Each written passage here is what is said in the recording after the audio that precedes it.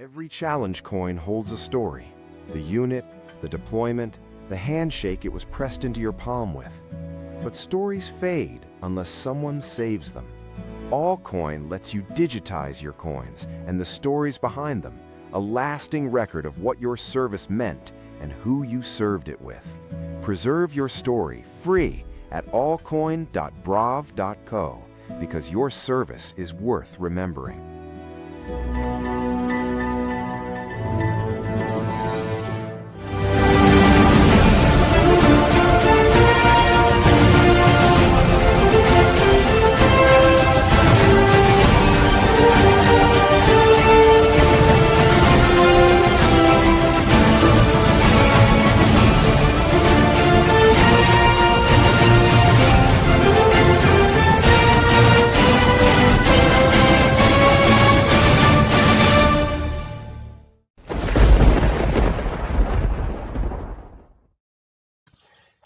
Hello, my friends, and welcome back to the Lost Art Project Veterans Voices. I'm your host, Andrew Cox, and today we're going to have one heck of a veteran story. But before we get into the episode, if you're enjoying these podcasts, make sure you go check out the website, the Lost Art Project Veteransvoices.org. Go check us out, see what we're all about. We got all kinds of new initiatives going on. And if there's any way you can help us, we are a new nonprofit, so it would be much appreciated.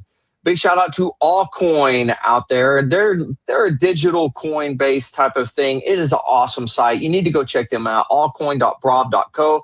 They are actually allowing us to give out a digital coin to every single person that comes on the episode. Very excited about that. So go check them out, allcoin.brav.co. And of course, you Marine Corps leaders out there, heck, for anybody out there, if you're a veteran and you need a veteran service officer, the Marine Corps League has you covered. You can go to mcleague.org, click on that VSO locator, or you can dial 703-207-9588, extension 299.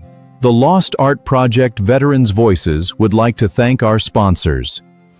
Saddleback Leather Company, saddlebackleather.com. They will fight over it when you are dead. Brav. Allcoin.brav.co. Preserving the stories behind your challenge coins. Honor Dog Designs. Find them at honordogdesigns.com. Swag made just for you. Tinker Federal Credit Union. Visit tinkerfcu.org to learn more about their military rewards program.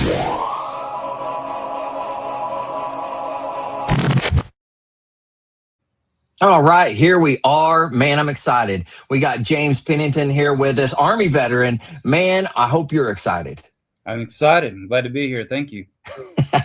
Awesome. Well, hey, we always start this out kind of the same way. We always start out at the beginning, man, where you grew up. Tell me what that was like. And then eventually what drew you to military service? So I grew up in northwest Alabama, a small town called Leeton, really the farming, agrarian type area. Went to the county high school, did the usual things that you do in the South, played sports, primarily football. Did that sort of thing. My father is a veteran, grandfather, so just going all the way back. So kind of grew up with that idea in mind, that is just something that you should do, is to serve. I love it. And now, how long did they serve in, respectively, your grandfather and your father? So my grandfather, World War II, I think he was in for 4 years, most of the conflict, Pacific Theater. And my father in Vietnam, 2 years. Okay. Very well. And now you're going in, you're following in their footsteps. I'm sure you heard a little bit about boot camp, what that experience was like before. Were you worried about it walking into it? Somewhat worried. You hear all these stories, you don't know really what to expect. Right. Interestingly enough, later, when I was enlisted, I was a medic, and then later I was a chaplain. But my father did tell me, that if you get into any trouble, go see the chaplain. So that idea was kind of in my mind, that chaplains help people. And that was really his only advice. If you get into trouble, go see the chaplain. Hey, very good words of wisdom there that he was pushing out to you as well. Chaplain comes in handy all the time. So it's a great deal. Now, what year was it that you actually went to boot camp? So that would have been 1984. 84. Okay. Now, tell me a little bit about your experience going through boot camp. Good experience, bad experience, the good, the bad, the ugly, the whole thing.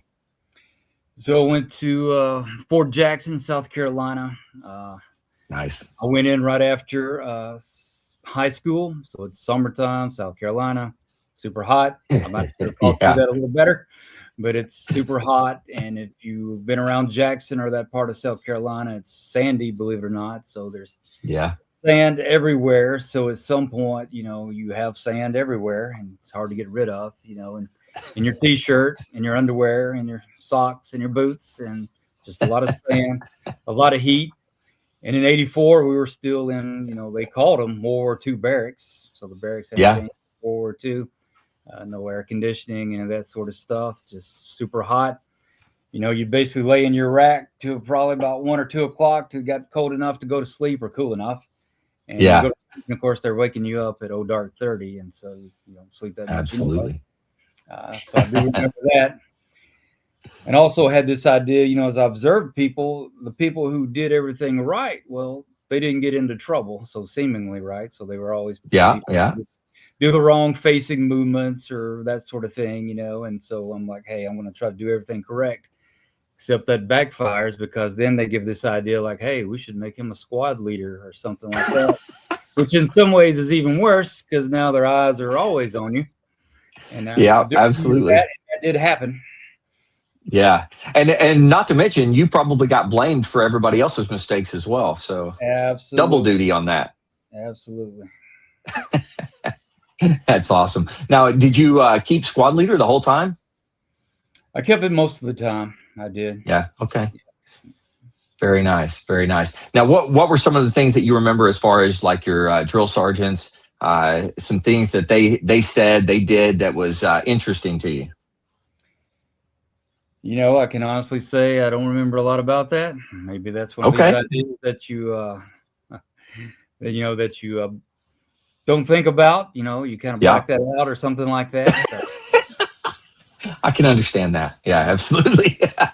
Come across now as more emotion and imagery and loud and something that you really didn't want in your face. And so that's more my memory now than anything. Okay. I love it. Now, when you were going in, did you already know what your job was going to be, or? So as they say, another interesting story as far as the Army's involved. So in high school, I did delayed entry. So I actually enlisted my senior high school, October-ish, I believe. And then I wanted to be an infantryman. So Army MOS 11 Bravo with Airborne and Ranger option. So that's what I enlisted for. Okay. So come around May, graduate high school, show up with the recruiter, talking to him. Of course, recruiters, right? You never know if this is actual or not. They're like needs of the Army. Believe it or not, we don't need any Airborne Ranger infantrymen, which I find that hard to believe even now. They said, what we have for you, if you still wanted the Airborne option, we don't have Ranger, but if you wanted Airborne, you could be a medic or you could basically a commo MOS. And that was what they offered. And so my grandfather, although he started out as an infantryman in World War II, at one point he became a medic through that process. So he served as a medic in World War II, and that was in my mind. And so when the recruiter said that, I was like, well, I'll go medic. And he said, all right, I guarantee you Airborne. And of course, you'll go to the 82nd Airborne Division. And when you get there, you just tell them, you want to go to Ranger School, like that would happen. And of course, I go to the 82nd Airborne, and me and thousands of other people want to go to Ranger School. And of course, never developed for me, although I did volunteer. But that's how I ended up becoming a medic. Okay.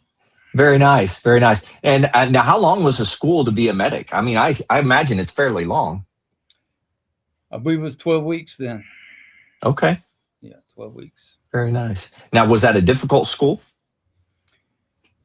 It was in a lot of different ways. It's there is some academic pieces to it, and of course, a lot of practical skills that you just have to be able to master. Not everyone, is able to start IVs, or especially IVs under pressure, which is what they would try to have you to do. And of course, you would get to practice on each other, which is sometimes not a good thing. You want to make sure you're pretty well liked for the most part, because you don't know who you'll be teaming up with. You don't want some guy, you just made angry, putting a needle in your arm that day. So, that was part of it. But, there is that part of it that I don't think it's really for everyone. Yeah. Right. Yeah.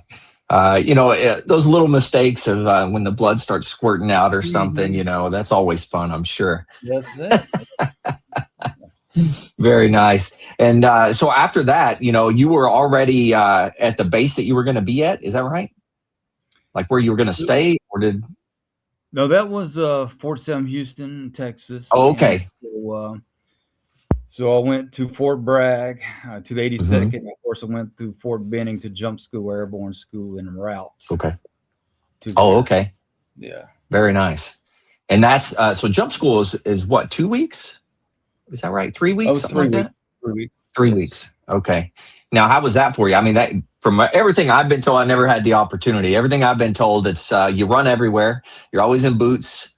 So it's just one of those things. How was that experience for you? So we were the last class to go through before, quote, Christmas break. So it's December, and even though it's Georgia, it's cold in December. Yeah. So we would, you would be inspected. So you had to have your uniform in good shape, shine boots back then, black boots, shiny boots. First thing you would do and get in formation, then you would double time or run, jog, to the training site, not too far. Then they would inspect you. And as they would come down, sometimes they wouldn't even tell you, but if you, quote, had a gig, something wrong, you went to the gig pit, which was a sawdust pit, usually covered in frost because it's December, where you had to do extra PT before the real PT. And fun times. What I remember the very first day, reasoning, just, hey, you go to the gig pit. So I went and they worked me out. We worked out all day. It was hard, and I was a volunteer. And actually, in my mind, I could quit because I could. As a volunteer. Yeah. So that was a thing, where the group thing actually worked in my favor, I think, because I'm like, I'm out of here, and everybody's like, no, you don't want to do that. Don't do that. You get a hot shower, you get a good meal, you go to sleep right now, and you'll be good to go tomorrow.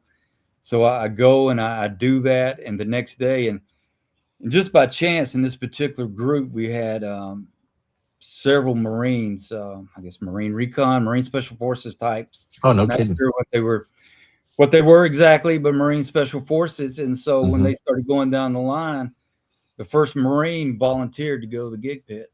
And he's like, Sergeant Airborne, I volunteered to go to the gig pit and go. Next Marine went. When they got to me in a moment of temporary insanity, I said, I volunteered to go to the gig pit. So they sent me.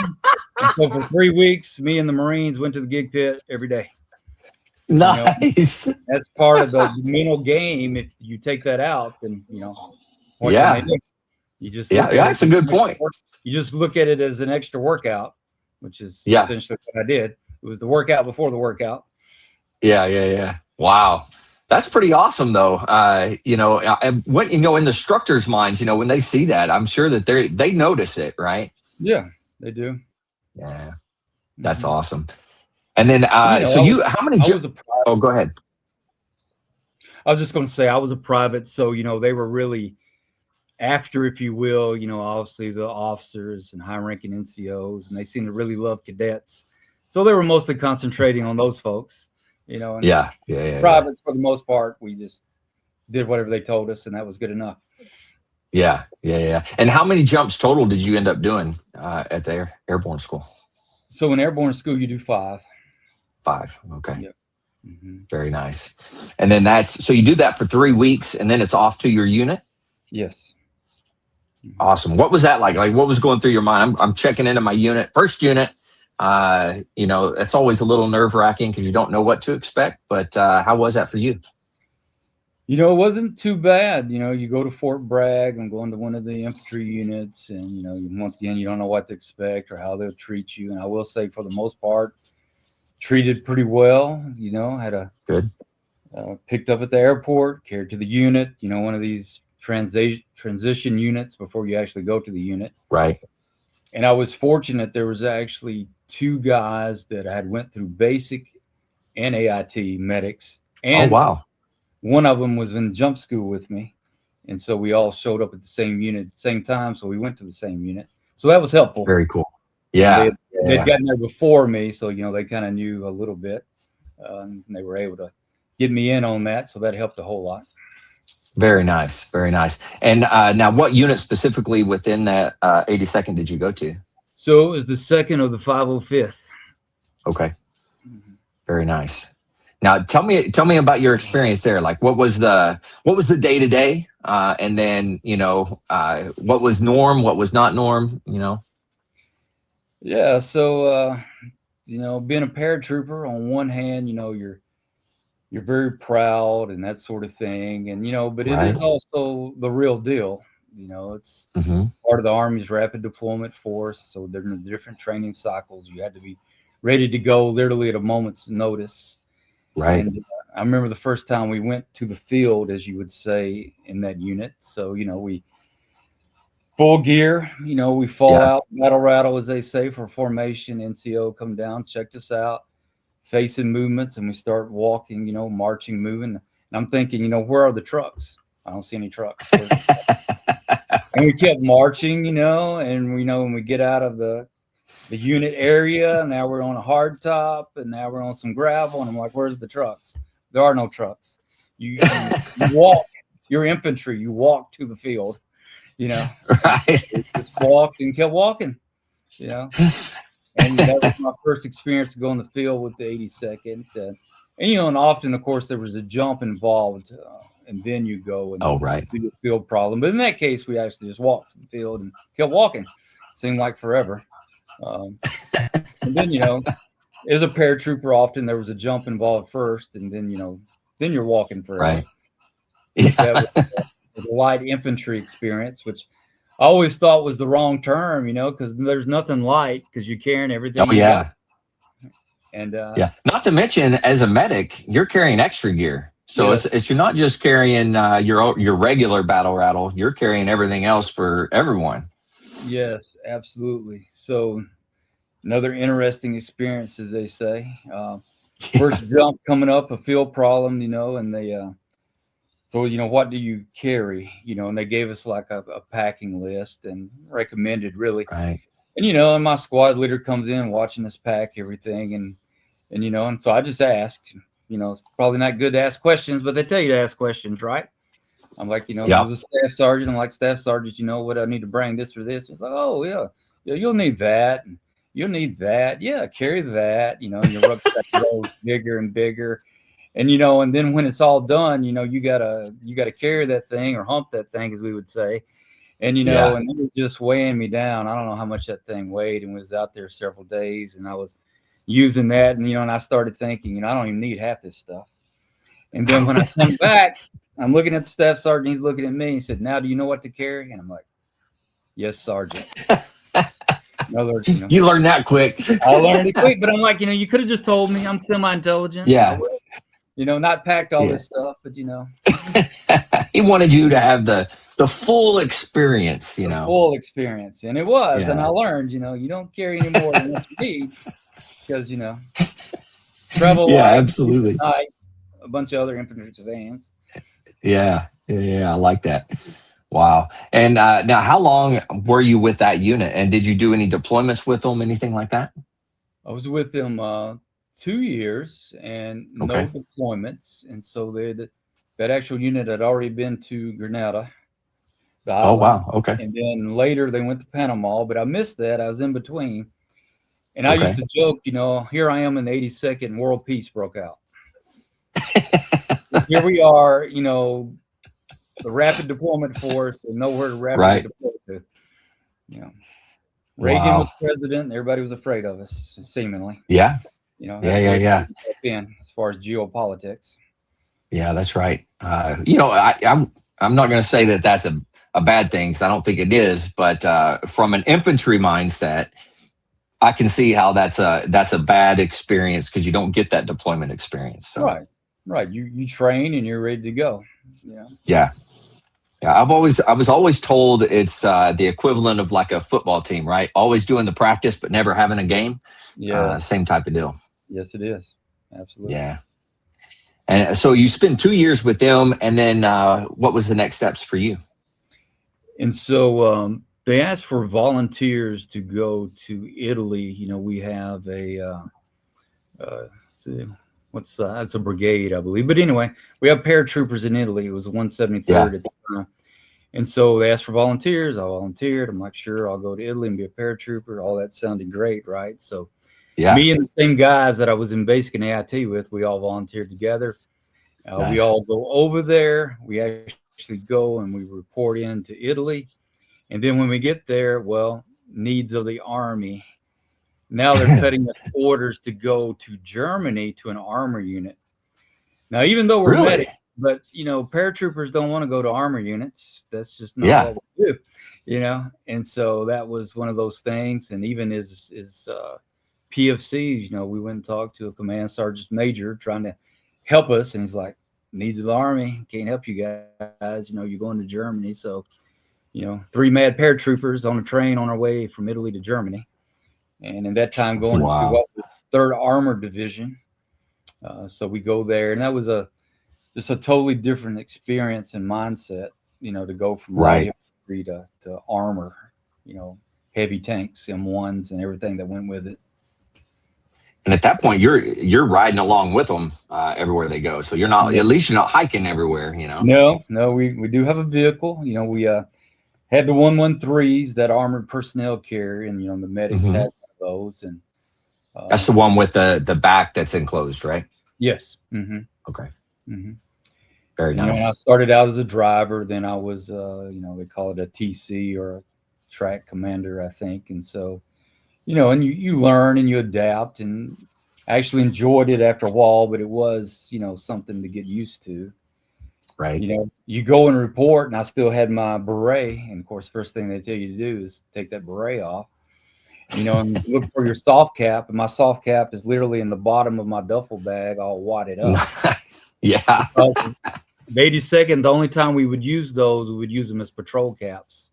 That was the only time we use them, you know. So I pull it out, and it's all, you know, wrinkled and everything. Anyway, I had to go get a new cap, you know. So patrol cap didn't work.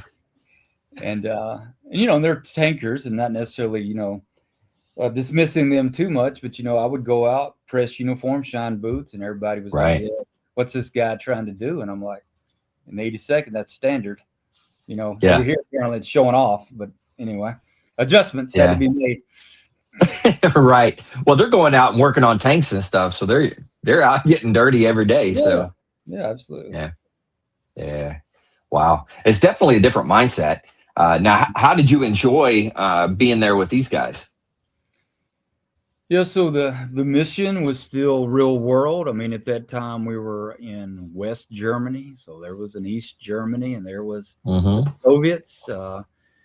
We were close to Frankfurt, the Fulda Gap, and the Fulda Gap is just this giant valley that allegedly the Soviets could push through about 1 million tank divisions at one time, and our job was to slow them down. We were told our life expectancy was about 0.2 seconds, and, you know, we would be the road bump to slow them down, you know, maybe before they got to England, and hopefully we get reinforcements by then. And so, you know, that's what we were told, and that was the mission. And so everything was taken seriously because, you know, you know, so everybody took their job seriously, the training, and you know, like I said, it was a serious unit and serious mission. Yeah. Were you over there when they used to do the tank simulated battles, or I can't remember exactly what they're called, but one of them went to, I think it was Canada, and then they won. It was one of the tanks from there. Were you there during that time? You know, we did similar things. I don't know if it's the exact event, you know, that you're describing, but we did do similar things, and there were often NATO type competitions. Especially, you know, among the tankers, gunnery, all those. Yeah. I had a gentleman come on and tell his story, and he was his tank crew was the one that went over and won, if I'm not mistaken. So it was very interesting over there around the same time frame. I can't remember exactly when, but I'd have to look it up. Yeah. And so, you know, one story, I volunteered for this. It was a competition. It was a NATO competition. It was actually a German competition. It would be like our our best soldier, best ranger type competition. Okay. Yeah. So our team went and we actually stayed and trained on a German post for a while. And so we're there with the Germans, which was kind of neat, because we had our little area and we'd come out every day and raise the flag and salute and do all those good things on the German post, which we enjoyed doing that. But what was interesting, we would train with these Germans, our quote brother, sister team, whatever. And then we were had them over one day for pizza and that stuff. And we watched a movie. You know what the movie was? No. Patton. We watched no way. Patton with the Germans. How did that go over? It was pretty good. Kind of fascinating, I mean, they watched it and they know Patton and they know the history and they respected him. And and in that movie there is some German. So it was just kind of wild because literally I'm thinking the odds are that our grandfathers were a part of it. Oh yeah. And here we are, absolutely sitting together, eating pizza and watching the movie Patton. Yeah. That's wild. Man. That had to have been interesting though. Just sitting there alongside those guys. Yeah. Wow. Very cool. Now, how did you end up doing in the competition? So our team placed third in NATO. So that's pretty good. Yeah, that's pretty good. I believe an American team won. German team came in second, and we were third. Very nice. The rest of it. And and it was one of those things where you had to do an obstacle course for time. Mm-hmm. You had to run so far with a rucksack and then stop and fire a pistol for accuracy, which obviously is hard because when your heartbeat is up and that sort of thing. And so it was it was good Army training. Very nice. Yeah, there you go. I love it. Now, how long total were you there in Germany? A year, 12 months. A year. Okay. And that, now, because you were, I guess it would fapped out to them or just sent out as an augment for that unit? Yeah. So the way that they did that, we were actually, assigned to a battalion. And then when different companies, and sometimes you would stay with the same company, but when a company would go out and they needed a medic, you would go out with them or whatever the size was. Often to the ranges, you always need a medic at the ranges. If there were field problems, you would go and that sort of thing. And for the most part, not too dangerous being a tanker, but often there were hand and finger injuries because they had to get their hands caught up in the firing mechanism or the gun. That was an injury that happened often, unfortunately. Yeah. Injury in a sense of fingers coming off type of injuries or usually smashed or broken. Okay. Yeah. They fast enough to remove their hand. Yeah. Wow. Yeah. That's the stuff they don't always tell you about right there. No, that's not in the recruiting video. No, not at all. Very nice. So after that year that you spent with them, did you end up going back? Where did you go? I'll just ask that. So after that was 3 years. That was my enlisted. I enlisted for 3 years. And so getting out of the Army at that point. Okay. So you're getting out, coming back home, back to, was it Georgia? Is that right? Alabama. It was close. Back to Alabama. So, and what was the plan? What were you wanting to do when you came back? So I was going to go to college, and I went to college. Okay. So I got out in the summer and really started some classes in the summer, but then in the fall went full time. Okay. And that would have been what, 87? Right. Mm-hmm. Okay. Yep. Very nice. And what were you going to college for? What was your major? So I was a history major and very cool. Political science. Mm-hmm. Yeah. Now, how did you like that? Because that's I don't know, for military guys, I think that's a pretty common thing that we enjoy, typically speaking. Absolutely. I enjoyed history, and of course, if there was any military-related type classes, I would take those because I was interested in that. And so I did those. I was also in the Alabama National Guard in a medical unit. Okay. And so I kept that going. Very nice. So, so you just rolled over into the National Guard, or did you actually get out and then enlist in the National Guard? Completely different. I think the way it worked, I basically told them I wanted to go into the Guard, and so I just like left active duty, and I was in the National Guard. They worked all that Got it. out before I actually got out of active duty. Okay. Yeah. And same job, medic I was a in the medic. National Guard? Mm-hmm. Okay. It was an ambulance company. Okay. So there was a Very unit cool. in West Alabama. And how often? Once a month training there, Yes. and then 2 weeks out of the year? Same type of 2 deal? weeks, usually in the summer. Yep, 2 Mhm. weeks.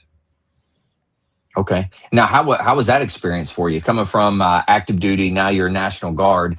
It is a little different. It was very different. It was very Yeah. different, and so I come out and, a lot of these guys, they're pure guardsmen. They hadn't really been in active duty except for, their training. And even Right. some guys were Vietnam vets. And so it was Oh, wow. just a different type experience, Yeah. It was almost like no experience to like too much experience, like with the Vietnam guys. Mhm. And here I come in, I'm Absolutely. like, I don't know exactly which way to go. I'll just do my job. Yeah. That's funny. Now, that had to have been interesting, though, getting to hear the stories and talk to the Vietnam vets. Yes. Yeah. They had lots of stories to tell. Yeah, I'm sure. And, Wow. at that time, I'm still interested, in becoming a chaplain. And so I would do some things with the unit, on Sundays. And Yeah. I remember when the Vietnam vets, let me see, how did he say that? I'm paraphrasing. Something like, before I would go out on patrol, hey, I would talk to the preacher, the priest, the witch doctor. I don't care. I'm just making sure I'm covered. Yeah. Anybody that That's might funny. provide some protection. That's who I'm talking to. Yeah. I like that. Now, what was your interest? Like, why were you so interested in becoming a chaplain at that point? Well, I had always, not always, my father had told me those stories about Mhm. when he was in, and one story that he told that he was enlisted and he wanted to take some classes that he was interested in. And, Right. he goes to his unit, asked to do that, and they told him no. And of course, they wouldn't give an explanation, just no. Yeah. So, not knowing what to do, he goes and talks to the unit chaplain. And Mhm. he says the next thing he knows, he's been told to report to this class. Matter of fact, they told him he was late. You're late for your class. So all he knows is the chaplain went and did something, and he got his Yeah. classes that he wanted. And so Very he was nice. always, thankful that the chaplain took the time to do that. Because I Yeah. guess the chaplain to go talk to the commanders and all the things you have Mhm. to do to make that happen.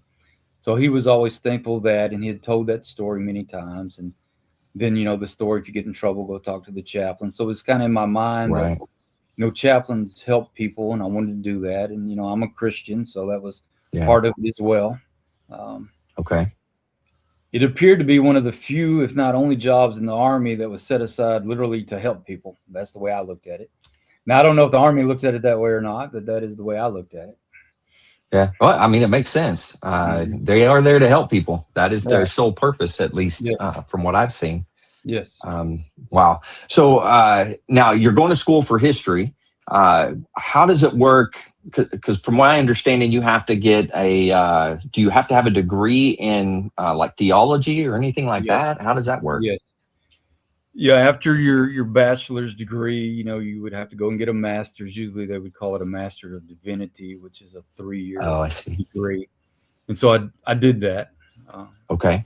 Yeah, And you were still in the Guard the whole time? for most of it. Some point in Okay. that, I did get out of the Guard because I had moved to Memphis, Tennessee. Okay. So, it was doable, but I was basically driving 3 hours to do drill weekend. Yeah. So, the trade-off in my mind wasn't that good. So I did get out of the Guard, Okay. at that time. Okay. And now, so as you're working on that, what year was that? All the way up into the 90s at that point? Yes, through the Okay. 90s. So I did that, and I had different jobs. I worked primarily, believe it or not, for like an engineering company. Hydraulics is primarily what we did. So Okay. started out in the warehouse, and then counter sales, and then I ended up in sales for them. So it was a pretty good job. Not something I was necessarily trained for, but you learn and that sort of thing. And it was interesting to me. So if something's interesting, you learn and pick it up. So I was doing that, and also working in churches part time, and so that was my primarily what I was doing. And then in the later part of the 90s, I decided to get back in the Guard. This time it was the Tennessee Guard. Still was a medic, but I was in an MP unit. So I was part of them for a few years with the MPs. And so I was just doing that. I was primarily doing that in some ways just for the extra money. And, I enjoyed being in the military. So I wanted to get back into that, and still with the goal of becoming a chaplain. And I did become a chaplain in the Army Reserve at that time after finishing my degree and, meeting all the requirements. Now, what kind of, if you don't mind walking me through what are some of the requirements in order to be a chaplain?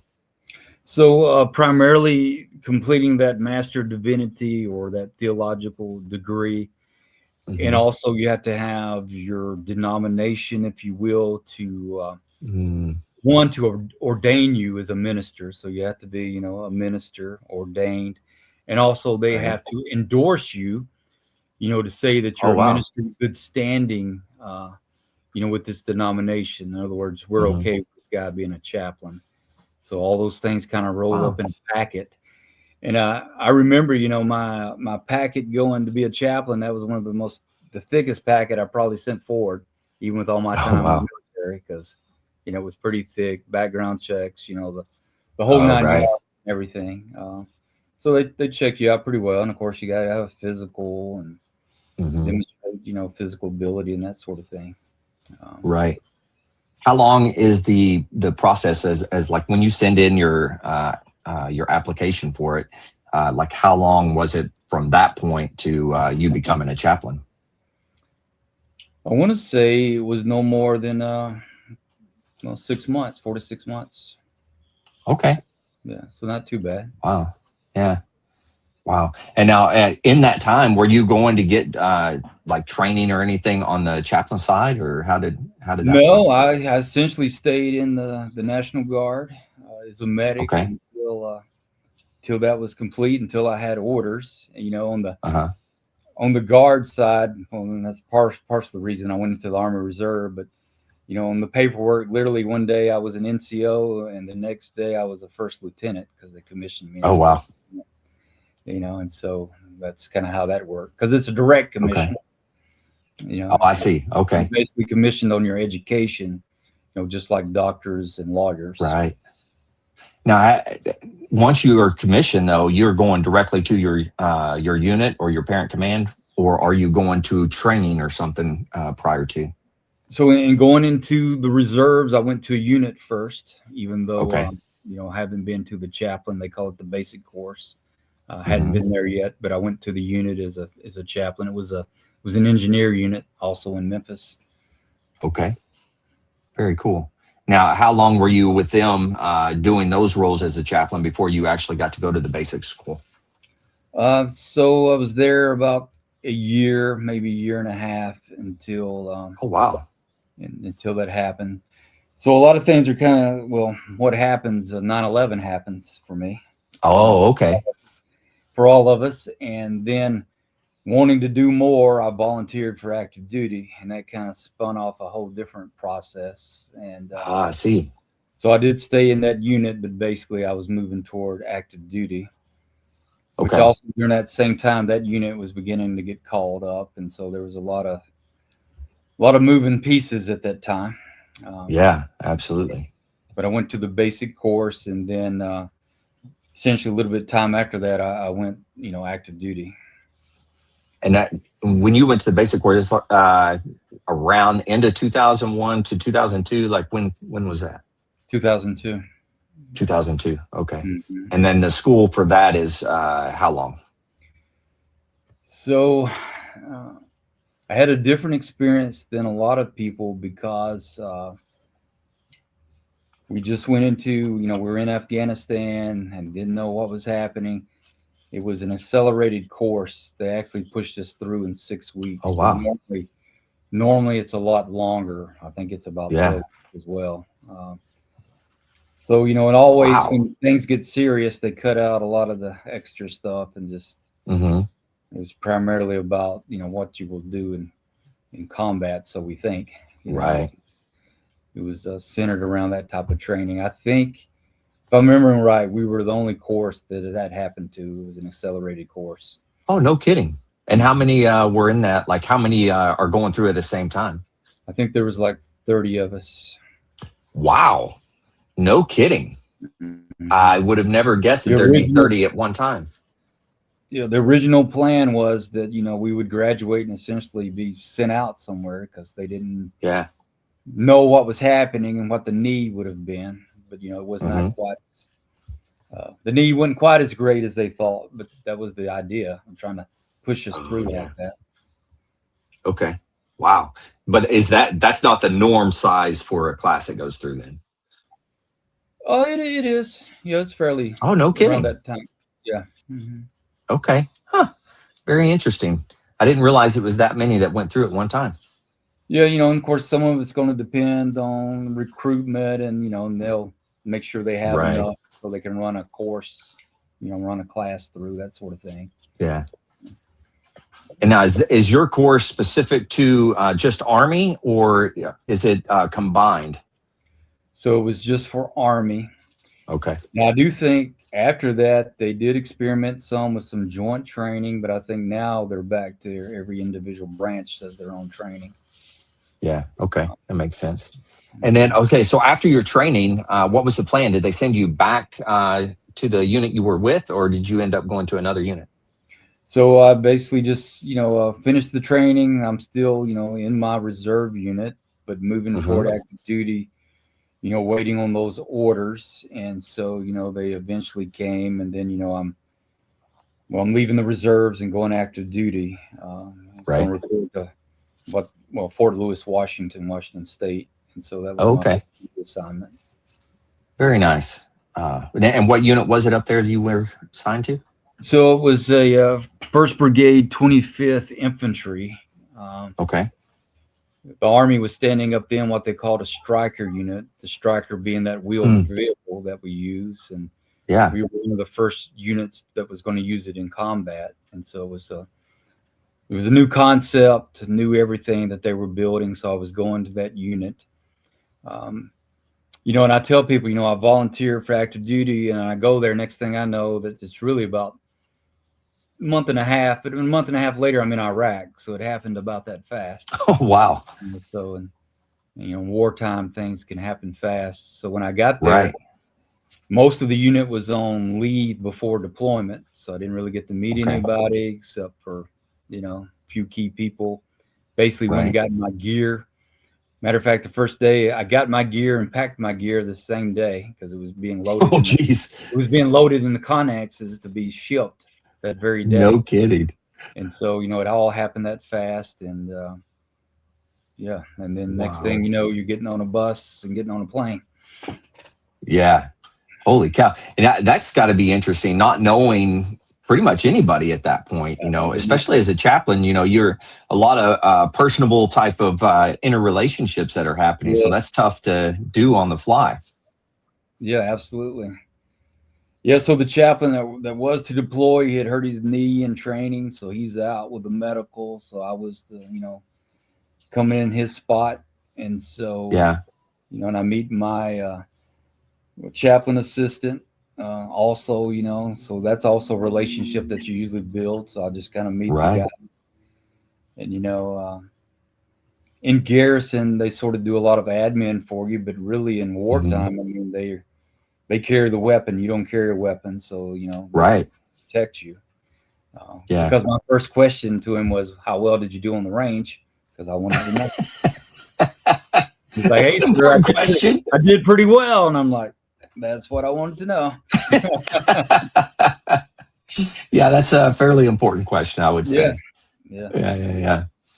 So you guys were going to Afghanistan, is that right?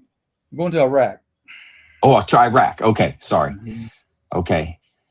Yeah, Man, and see, that's that is awesome. kind of the mindset then, because originally we went into Afghanistan, so everybody thinks you go Right. into Afghanistan too. We also decided we're going into Iraq, but yeah, Yeah. 25th was going into Iraq. And that, so let's see, was that the initial invasion or? So right afterwards, we would have been 04, 05. Okay. So right All right. after the invasion, yeah. So 04, 05, where were you going in Iraq? So Mosul up north. Oh, okay. So that was our area. That's where we were. We basically had the northern sector primarily out of Mosul. Mhm. Is what we had. Okay.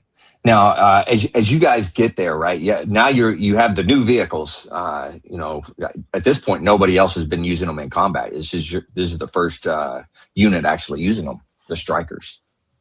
It was, in matter of fact, well, the unit that we replaced, also out of Lewis, they had Strikers. So technically, okay. they were first. But while we're there, the more the insurgency breaks out, so we actually have more use out of them. So yeah. Wow. Now, what is it like as you're there, still trying to figure everybody out, right? You're fairly new to the unit. So what was your day to day as you're going around trying to collect your thoughts and figure out the whole unit? How was that for you? Yeah, so it's just, busy times. And it is a lot of that, you're walking around, talking to people, going to the different area the soldiers are, introducing yourself. Talking to them, you just would go where they are. And one of the first things I did, a little bit different. My assistant and I, we like to lift weights, and so what I proposed was that we did a unit bench press contest. Nice. So my assistant and I set that up, and we set it up in front of the battalion headquarters of the TOC, Tactical Operations Center.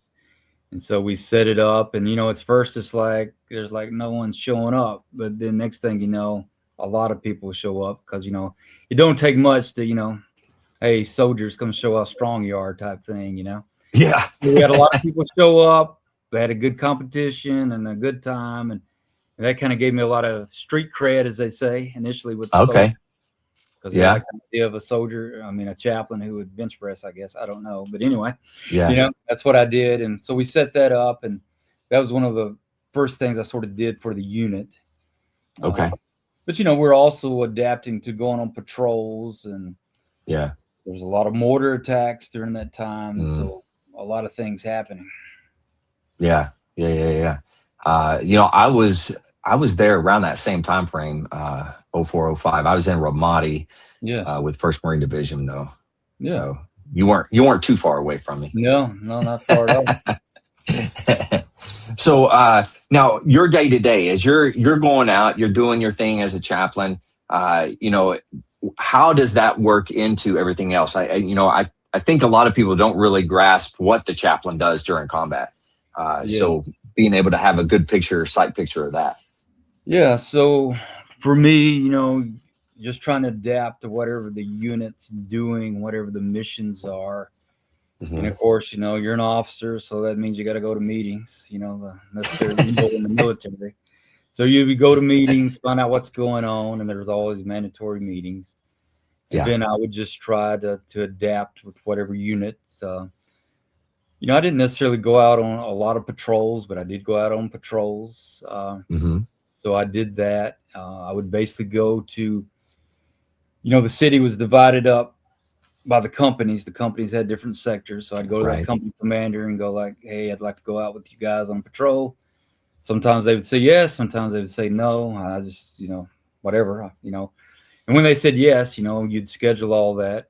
And you'd go out with them basically just riding in the vehicle, doing whatever they do. They would usually patrol a certain area, and they had certain things they had to check on. And so, you go out with them, that's usually like an all-day thing for the most part. Mm-hmm. And so, doing that. When you're not doing that, if there's something going on that's, on the base, sometimes I'd go and visit the soldiers in the guard towers, because that was happening.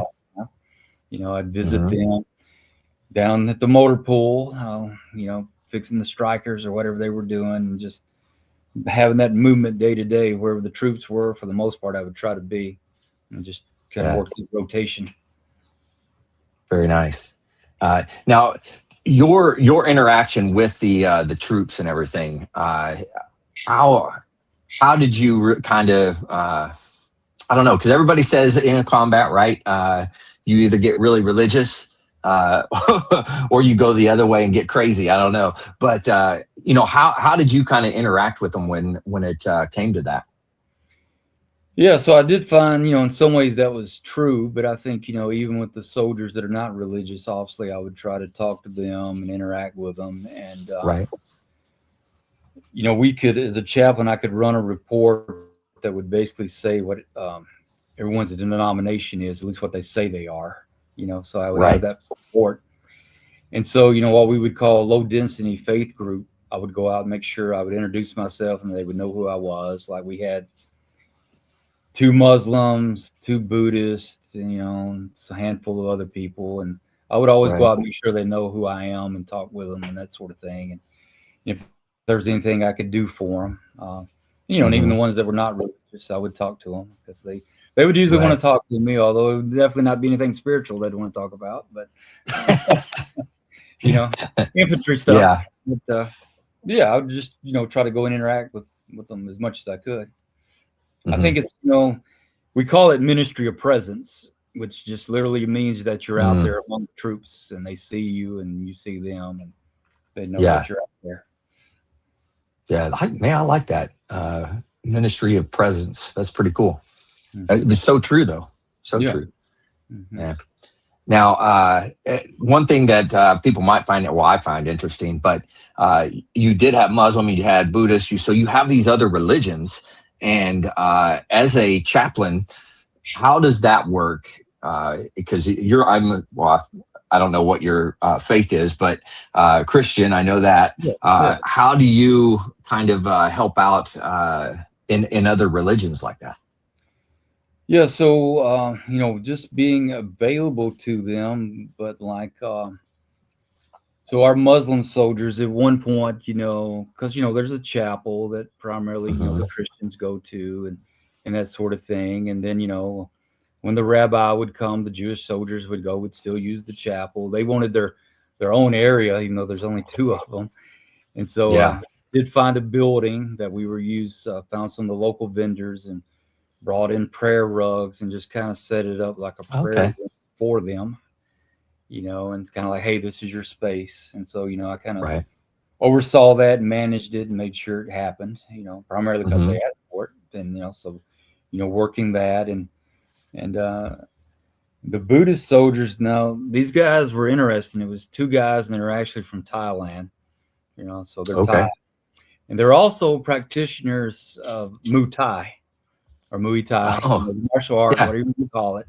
So they're Buddhist, and they would say something like, we won't kill you, but we'll beat you, within an inch of your life, because these guys were good practitioners of that martial art.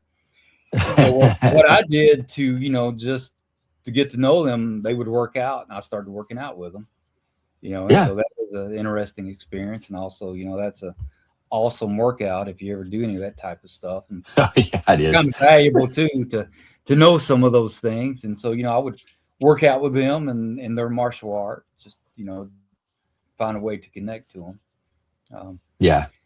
I did have an interesting experience with one of the Muslim soldiers, just through the course of events. He was outside the wire and there was a firefight and he killed a couple of the bad guys. And next thing I get a word from the company commander that a soldier wants to talk to me, which is not necessarily that odd. But, once I found out it was that soldier, I'm like, okay. And so, I go and then sit down with the Muslim soldier, and we talked about an hour, a little more. And and he did let me pray for him.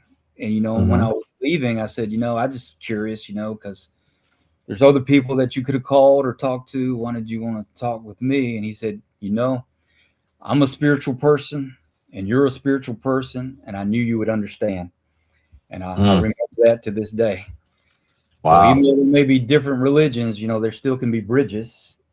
Trying to build bridges instead of barriers with people. Absolutely. Wow. So I was grateful. That's really cool. He called me and I was able to have that experience with him. Yeah. And I think that is an interesting thing for the military specifically is your chaplains, no matter the denomination, they're there for everybody. Yes. And I don't know if everybody really understands that in the civilian sector or not, but Right. It's definitely an interesting thing.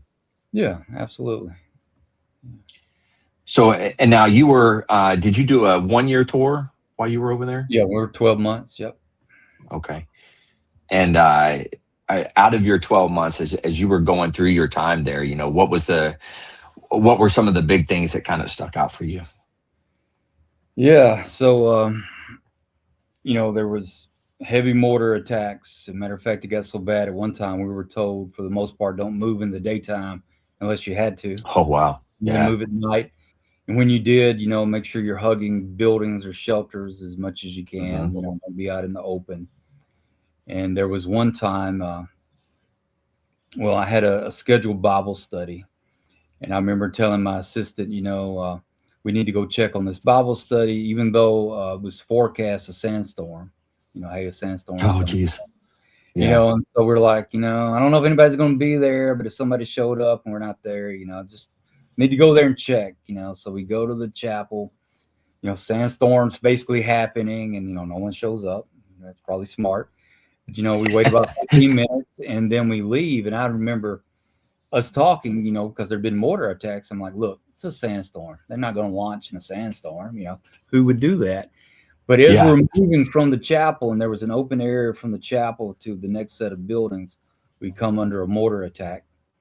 So my assistant and I are basically in the open, and all you can do is hit the ground. So we hit the ground in a sandstorm with mortars basically hitting around us, and we had to wait. And of course, you wait, till you get a break, and then you move towards shelter, and then we would move back to our headquarters. And so that was one experience. That was different. Also on a Sunday in the chapel, and this actually happens twice. So I'm up there starting the service, and they're launching a mortar attack, and they're walking them in, getting closer, walking them in, and you're just having the chapel service, and mortars are literally hitting around the chapel while you're having the service. And so that happens one Sunday, but then a couple weeks later, I'm up there on the platform speaking. Mortar attack starts again, And they're getting closer, and I even had to tell them, I'm like, look, we're in a hardened building, we're in God's house, we're going to be okay. And we took a direct hit to the chapel, which was a concrete building, thankfully. So it's concrete, but there was small windows up at the top that went around the chapel, and of course it blew all them out. For the most part, it blew them out, not in, which is good. And so once everybody was okay, we just went back and having the chapel service. And the quick reaction force shows up, and once they see everything's good, they just kind of stay in the back for the service. And and so for the soldiers and for me, I mean, that was quite an experience, to be at church during a mortar attack. So we had that. That's definitely a unique experience for sure. Wow. No, in Mosul, and I don't know if you remember this, but we were also that unit where a suicide bomber went into our DFAC and exploded a vest. Oh, right. And we immediately had like 20-something killed, and the wounded reports are different, but our initial report was like 100. And some reports say 70, but anyway, it's a lot of people wounded. Yeah. So I was there for that, and so you were on the base or in the chow hall when it happened? I was on the base, actually on my way to the chow hall. Okay. Wow. When it happened. So just interesting things how they work out. I would meet with this chaplain and talk with him. And we just kind of did that, to kind of check in on each other. And so that conversation, which later led to a meal at another spot, kept us out of the DFAC, even though we were initially on our way to the DFAC. Odds are we my would have God. been there because the guy exploded the vest like at noon, Yeah.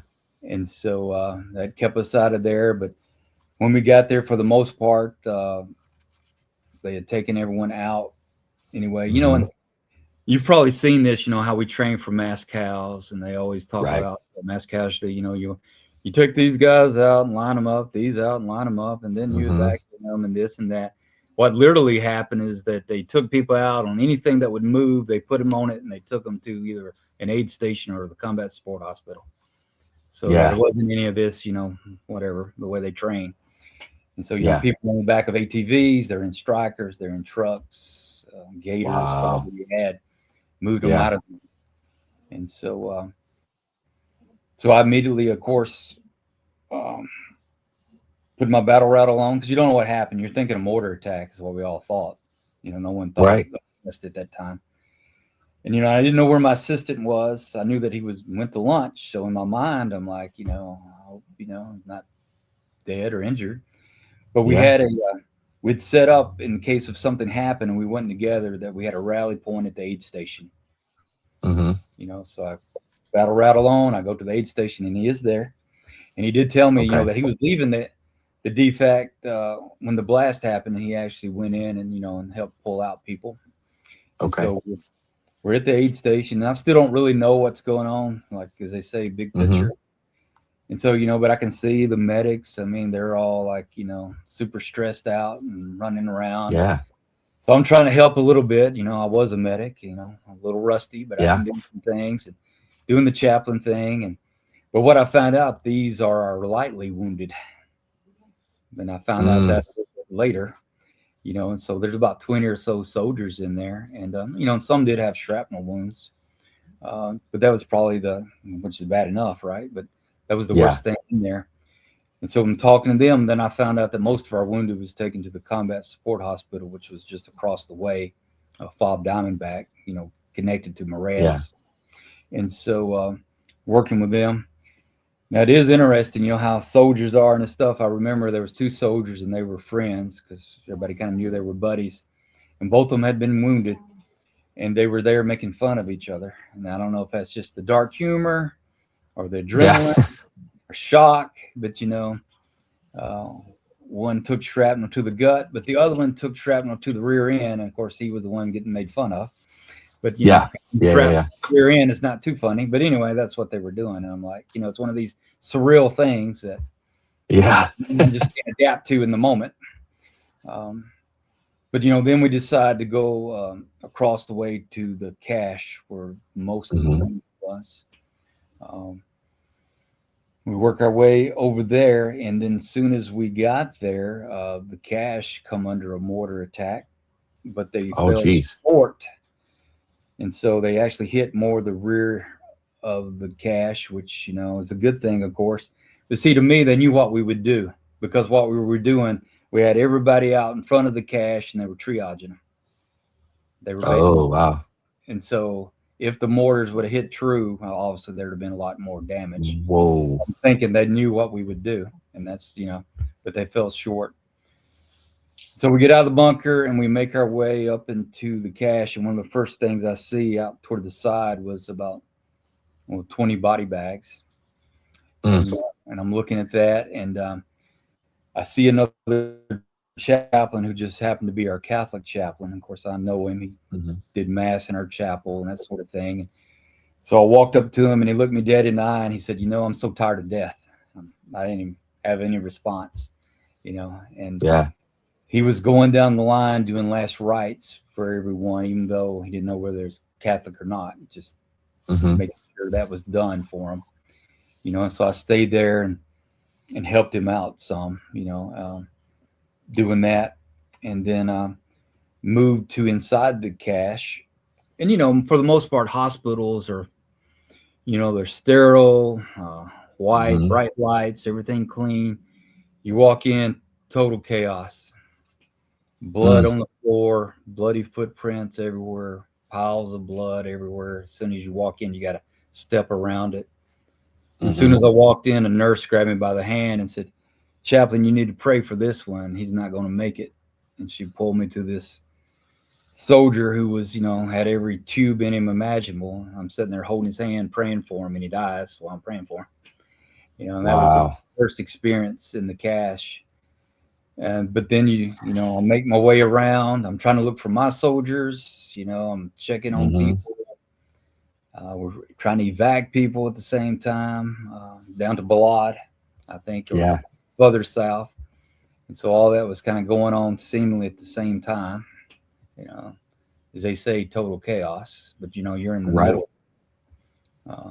trying to tend to soldiers and help and pray for them. And that went on for several hours. Holy cow! So that's tough. I mean, it's tough just to be in a situation where it's you and your unit and somebody gets injured, let alone a mass casualty like that. Yeah. I mean, just everywhere, that's tough. Yeah.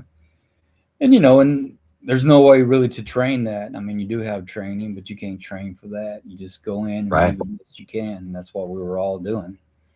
Yeah. So now, did you, and I know this happened for me at one point in time, but they could say the fog of war, right? Everything slows down. And then you're like, whoa, what's going on? And then it just kind of comes back, and then you're back in it, just doing what you were trained to do. But did that happen for you as well? Yeah, I mean, in some ways, I just remember, just certain things about that. And like I said, I know I was there for hours. Yeah. But I basically remember just what I told you. Yeah. And, but clearly I had to be doing other things because I was there. Yeah. I don't know, if it's because of the stress, the mind doesn't make the memory, or, you just don't remember it anymore, or what happens. Right. But yeah. And then, and it was one of these things, it's like you think it's the end, but it keeps getting worse. Yeah. It was bad enough when we thought a mortar had hit the DFAC, but then we found out it was a suicide vest. Then we found out the extent of the wounded and the dead. Right. And trying to do all that. But I think for me as a chaplain, even though that event was horrendous, for me now I'm trying to follow up on the soldiers we had left. Yeah. And so I'm fully engaged in that. I'm not sleeping. I'm talking to people. I got my story. I got their story. I got all this stuff floating around in my head. Like I said, I'm not sleeping. In hindsight, of course, I should have done something else. But once again, you're in it. So you're doing what you can. And at that point, especially as a chaplain, you're focusing outboard more than you are in. Oh, yeah. You have to make sure everybody else is good. And that's kind of your mindset, I would imagine. So, that's until you're alone with your thoughts, and then when that happens, that's a big dump happens at that point. But focusing on everybody else, I imagine kind of kept you somewhat grounded at first, right? Yeah. And because, we're task orientated, right? I mean, that's what we do. We're a military person. So you're in the task, but, at some point it's just starting, the grind is too much.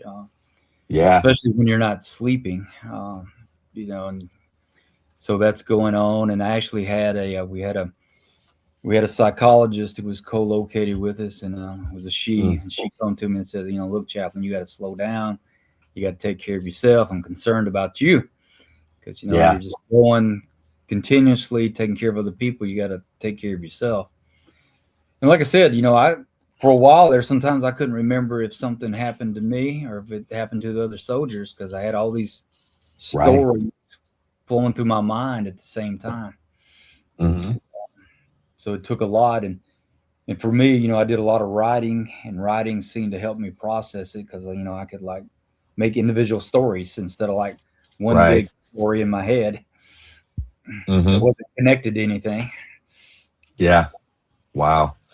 So you well, I guess what do they call it? Journaling? I guess you journaled it or whatever. Yeah. Yeah, it was journaling, but it was more intentional. I was writing about the events and what was going on. Yeah. Now, what were some of the trends, I suppose, of the individuals that you saw? And things that I've noticed is it's some people like hardly affects, other people really affects, and then you have a mix in between. Like, what were some of the things you were seeing as you were going around? Yeah, so same, I would um so our operations officer come up with a report somehow of everyone Mm-hmm. that was involved in the DFAC bombing, and that was at the cache, because there's lists always right in the military. And Right. so I got a hold of that, and so I went face to face with each of these soldiers, and and it took me about 2.5 weeks to do that because Yeah. mission going on, and some of them, like you said, they basically say, "Chaplain, I'm good," and that's all they had to say. And, Yeah. and some would want to talk, and then there were follow up appointments and talks with them, about more Mm-hmm. things, and of course for some, you got all the existential questions of why, why this Yeah. happened. If they're believers, why did God let this happen? So you're trying to, Right. one thing I learned quickly is I didn't have enough training for all this, which, later I went and tried to get all the training I could, but I don't think there was any amount of training in the world that could have prepared you. But, you start feeling, your inadequacy when you're trying to deal Yeah. with these things. But yeah, I did have those soldiers asking that, and and a lot of it was just the loss and the grief. Right. I had some with the why did I survive and so didn't. Yeah. Like one guy just happened to be out on a supply run at the time, so he was Mm-hmm. out of the fob, but his buddy got it. I mean, it's all those type of things. Right. Yeah. So many different dynamics that kind of happened during that time. Yes, absolutely. Wow. Now, how did you how did you cope with everything? It's one thing, you're helping everybody else, but what were you doing personally? I mean, I know you said you wrote, but Yeah. you know, And so eventually trying to slow down and then trying to get some sleep. Sleep's almost impossible anyway in a deployment, but right. trying to do that, trying to eat, still trying to work out, which all that is you should be doing anyway, even if something like Mm-hmm. that didn't happen. Trying to work my spiritual part, prayer, reading my Bible, trying to talk to people, doing that. Now I did have a thing, of course, at chaplains, we start going to do the memorial services for the 20 or so Oh, that right. died. And because we had so many, we're doing 2, maybe 3 at a time. And well, the first I was going to, and I wasn't the chaplain doing the memorial service, but I was in Mm-hmm. support, going to help. And as I'm walking up to the tent, right? So the vest went off in a tent. So I'm walking up to the tent, and and I started thinking I'm having a heart attack. Classic Oh, symptom. yeah. My arm is hurting, my chest is hurting, I can't breathe. And I'm like, I'm having a Mm-hmm. heart attack. I tell the guys, excuse myself, immediately go to the medics. We did have a doctor, so I go to the doctor, and I'm like, I'm having a heart attack, which is interesting to me because he really didn't examine me or anything. He just looked at me and he's like, no, you're having a panic attack. And I'm like, how you know this? Because it Yeah. kind of feels like a heart attack to me. And and so he talks to me. They kind of get me under control, and then he prescribes me medication that it's a beta blocker. It's basically a medicine that makes Mm-hmm. your body hard to react to things. The blood pressure medicine, which is all he had in his inventory. He said, like, this is the closest thing I got that might help you. So I'm going to give this to you. And so I ended up taking that beta blocker for the rest of the deployment. I just took one every day. Yeah. And so, I did that. So from the medicine standpoint, that's what I did. So, I always encourage guys because, some people are reluctant to get help. If you need help, go get help. Whether it's medicine, absolutely. whether it's medicine or talking to somebody or both, go do that. But, through that medicine, this was month 4 of our deployment. So we got a few more to go. Jeez. Yeah. So, I mean, you were there for 12, so yeah, you had quite a bit to go. Yeah. Yeah, I did, and of course, as soon as that happens, we surge on the outside, the Mm-hmm. missions are happening. We still have some losses because, we're engaged outside the wire. And Right. things are still happening. It doesn't stop just because Mm-hmm. suicide vest goes off in your DFAC. Right. things keep running. Holy cow. That is true. That is true. And now, did you find it, difficult over time as you're still ministering to everybody, at trying to keep them in the fight, if you will, right? Did you find that to be difficult? Yeah, somewhat. There's so many different emotions, and of course, one of the main ones is anger. And so, Right. you channel that anger outside the wire, but you don't want to be too angry because you don't want to do something you'll regret. You got to all the rules of engagement and all that. So that come up a few times, and just really trying to channel that emotion into something productive, into completing the mission and doing everything right, and often I tell them, like, look, we're Americans, we're the good guys. We got to do things the right way. We're not them, so we got to do things right.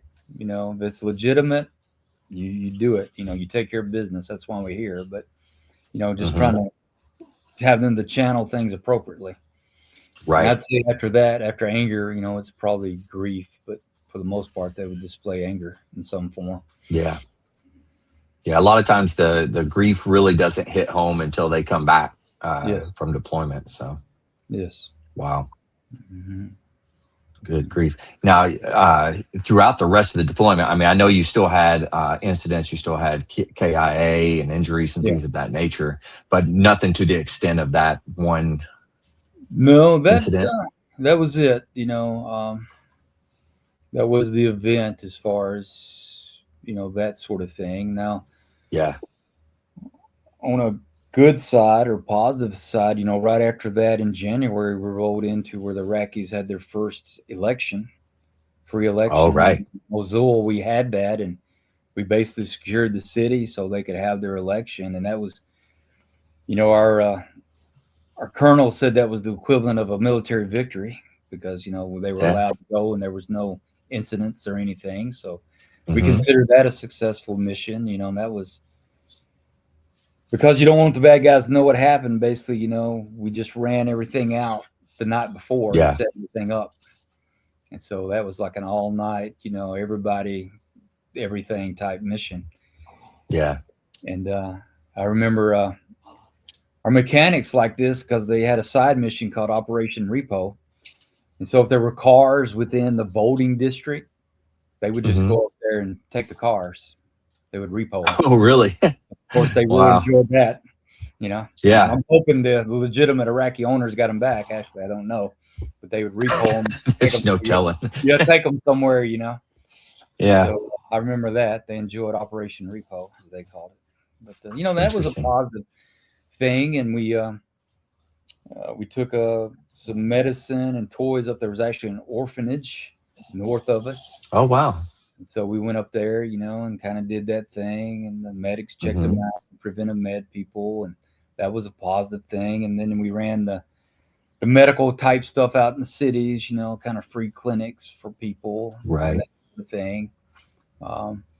So, there was some good in that you felt like. And I remember at the orphanage, I saw some sergeants and staff sergeants smile for the first time in about 6 months. Oh, wow. The positive thing of taking care of kids.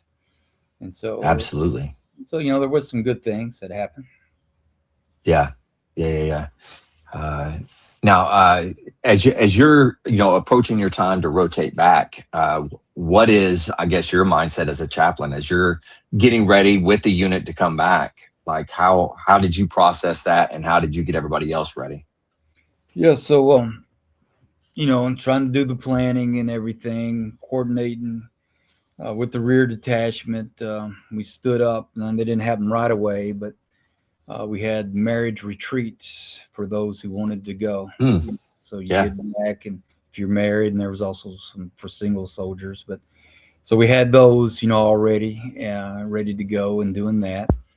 Then on my side, through briefings and really like questionnaires, I kind of got a sense of did surveys with the soldiers and found out what their need was and how to address that, whether they thought they need marriage counseling support or financial or just like mental health counseling, because all this is like between me and them, and so so just having that information and trying to set up the appropriate classes and briefings or for whatever they needed, working that hard before we got back.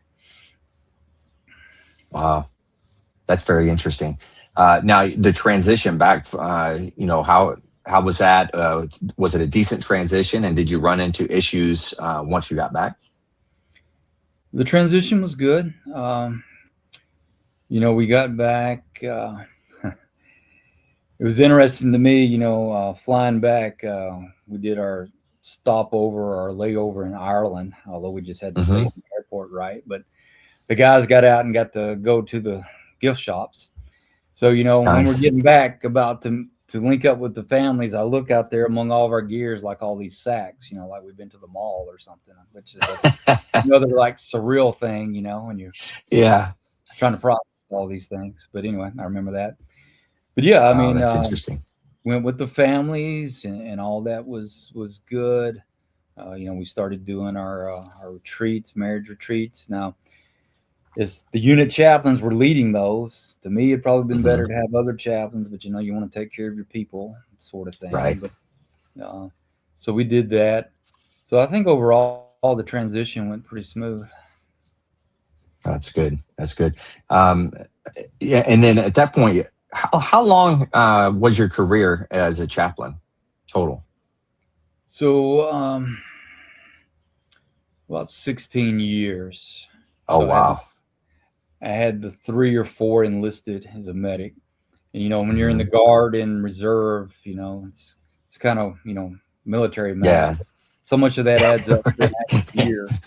So I had some of that. It's like VA math, only worse. But anyway, no one understands that either, Very true. I got 50% of that, 50% of that, but I'm only 30%. Who figured? Yeah. You come up with it. But anyway, yeah. And so you had that time. Okay. Now, after that deployment, was it we're gearing up, getting ready for another? Did you stay with that unit? Like, what was your I guess, movement? So I did stay with that unit some. Now they're coming down on orders. They're going to Germany. Okay. So first I wanted to go to Germany, but I couldn't go to Germany, so they pulled me out. So I stayed with some of the units there at Lewis for a while. Went to an MP unit, which I enjoyed that there at Lewis. I did that for a while, and then, at least what I was told, the Army sent me to Walter Reed, the Army hospital, because I'd been a chaplain and been in combat, and they thought I'd be a good fit for the people coming back from combat in the hospital, to help minister to those. So my next assignment was Walter Reed at the hospital. Yeah. Wow. That had to have been a tough assignment. Yes. Yeah. Holy cow. I ended up being there 4 years, which to me was almost like a career in itself because, so many things. Yeah. You see so many people and you learn. I mean, I learned so many things just being there. Yeah. Now, how was, oh my goodness, you're seeing the worst of the worst as people are coming back through, when I talk about injuries and things. Yes. That's nonstop, same thing with the docs and everybody at the hospital, they're seeing the worst. So that's gotta be tough. It is tough. Yeah. So, I had, the different floors of the hospital, we would call them wards, and, you're assigned to them. So I had the orthopedic ward, which is basically amputees. And I had neurology, which is basically amputees with TBI. And then I had the psych ward. And so, oh, wow. Psych ward kind of speaks for itself. But that was my 3 things that I would do all day long, visiting soldiers. Holy cow. Those wards. And, and it's like you said, it was, for a while, it was just almost nonstop.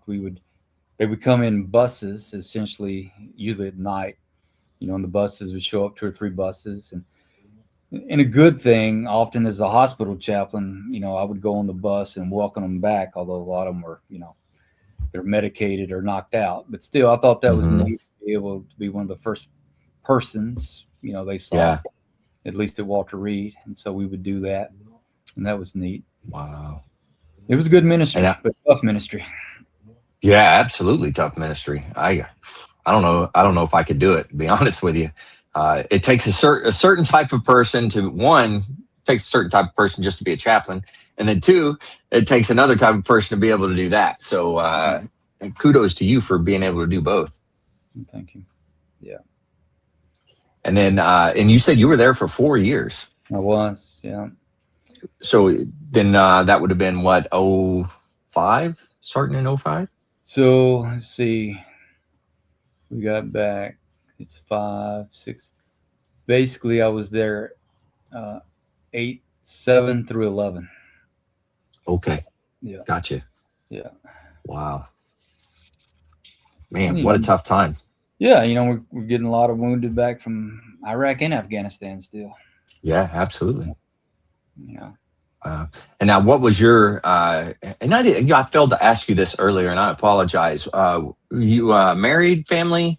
I didn't ask you any of that. I apologize. Yeah, no worries. Yeah, I'm married, 2 sons. Okay. And so and so that whole piece, with deployment and everything, that's hard because they were young at the time, like 12 and 6. And before that time, I think the longest I've been away from my wife might have been 6 weeks, and that was an extended training I had, like in the Guard one time. Oh wow! So you go from 6 weeks to a year. Yeah. Zone. Yeah.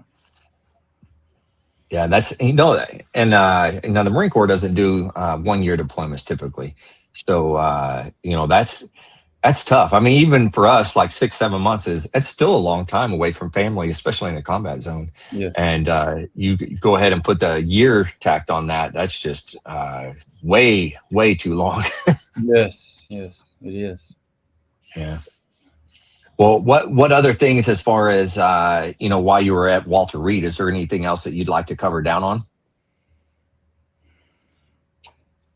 It was just, good ministry and just, trying to be with the soldiers and help the soldiers and just the things that, that people go through. Just the, I don't know, toughness of people. Yeah. It's just amazing to me. And, it's the sacrifices. And I just hope that the American people appreciate that. Yeah. I don't know. And, and if you don't know, you don't know, but still people should know, which is another reason I'm glad we're doing something like this. Absolutely. So for 4 years, when you literally see amputees every day coming in fresh from the war zone, that's a lot of sacrifice, that it is. Women have done for us. Yeah. So true. So true. Holy cow. Now, so did that take you to that 16-year mark after you finished at Walter Reed, or did you go somewhere else after that?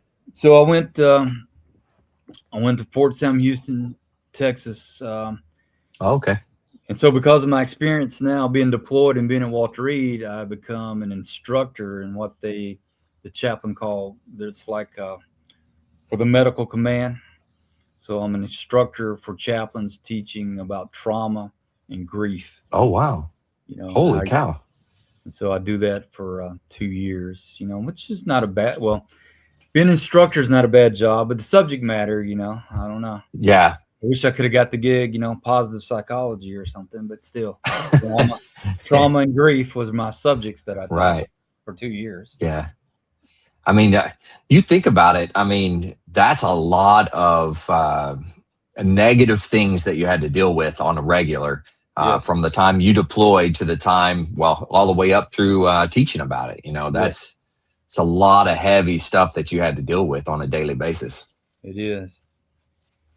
How were you able to handle, what was it difficult? 2, what did you do to kind of handle that situations? Yeah. So it's difficult, and once again, you become task orientated, but just trying to do all the things that to do. You're taking care of the body, of course. Fitness is part of what we do anyway. I got into running for a while, and more so than the regular PT, and I did that, and still serving in chapels and that sort of thing. But it does get hard because emotionally, just sometimes I'll just say it, you'd feel numb, or I would feel numb, and it's like I I don't have it, but trying to build that back, and, and trying to really be with family, and, how important that is, and just all those things, to do, and just trying to do it. Sometimes application's always the hardest part. You may know what to do, but doing it That's is very true. the hard part. Yeah. And I imagine having good mentors along the way for you as well. Maybe another chaplain or somebody else of that nature. Yes, absolutely. Yeah. Wow. Yeah. So 2 years. What was your takeaway with the 2 years that you spent teaching there? It's just hard to. It's always the thing between training and real life. Yeah. Unless you've been there, unless you've experienced it, it's really just hard to relate that to people who don't have that experience. And, so it's true. just, even though I would try, and though even I would, tell them, you could tell sometimes, it just wasn't landing appropriately. They wasn't getting it, or maybe they didn't want to get it.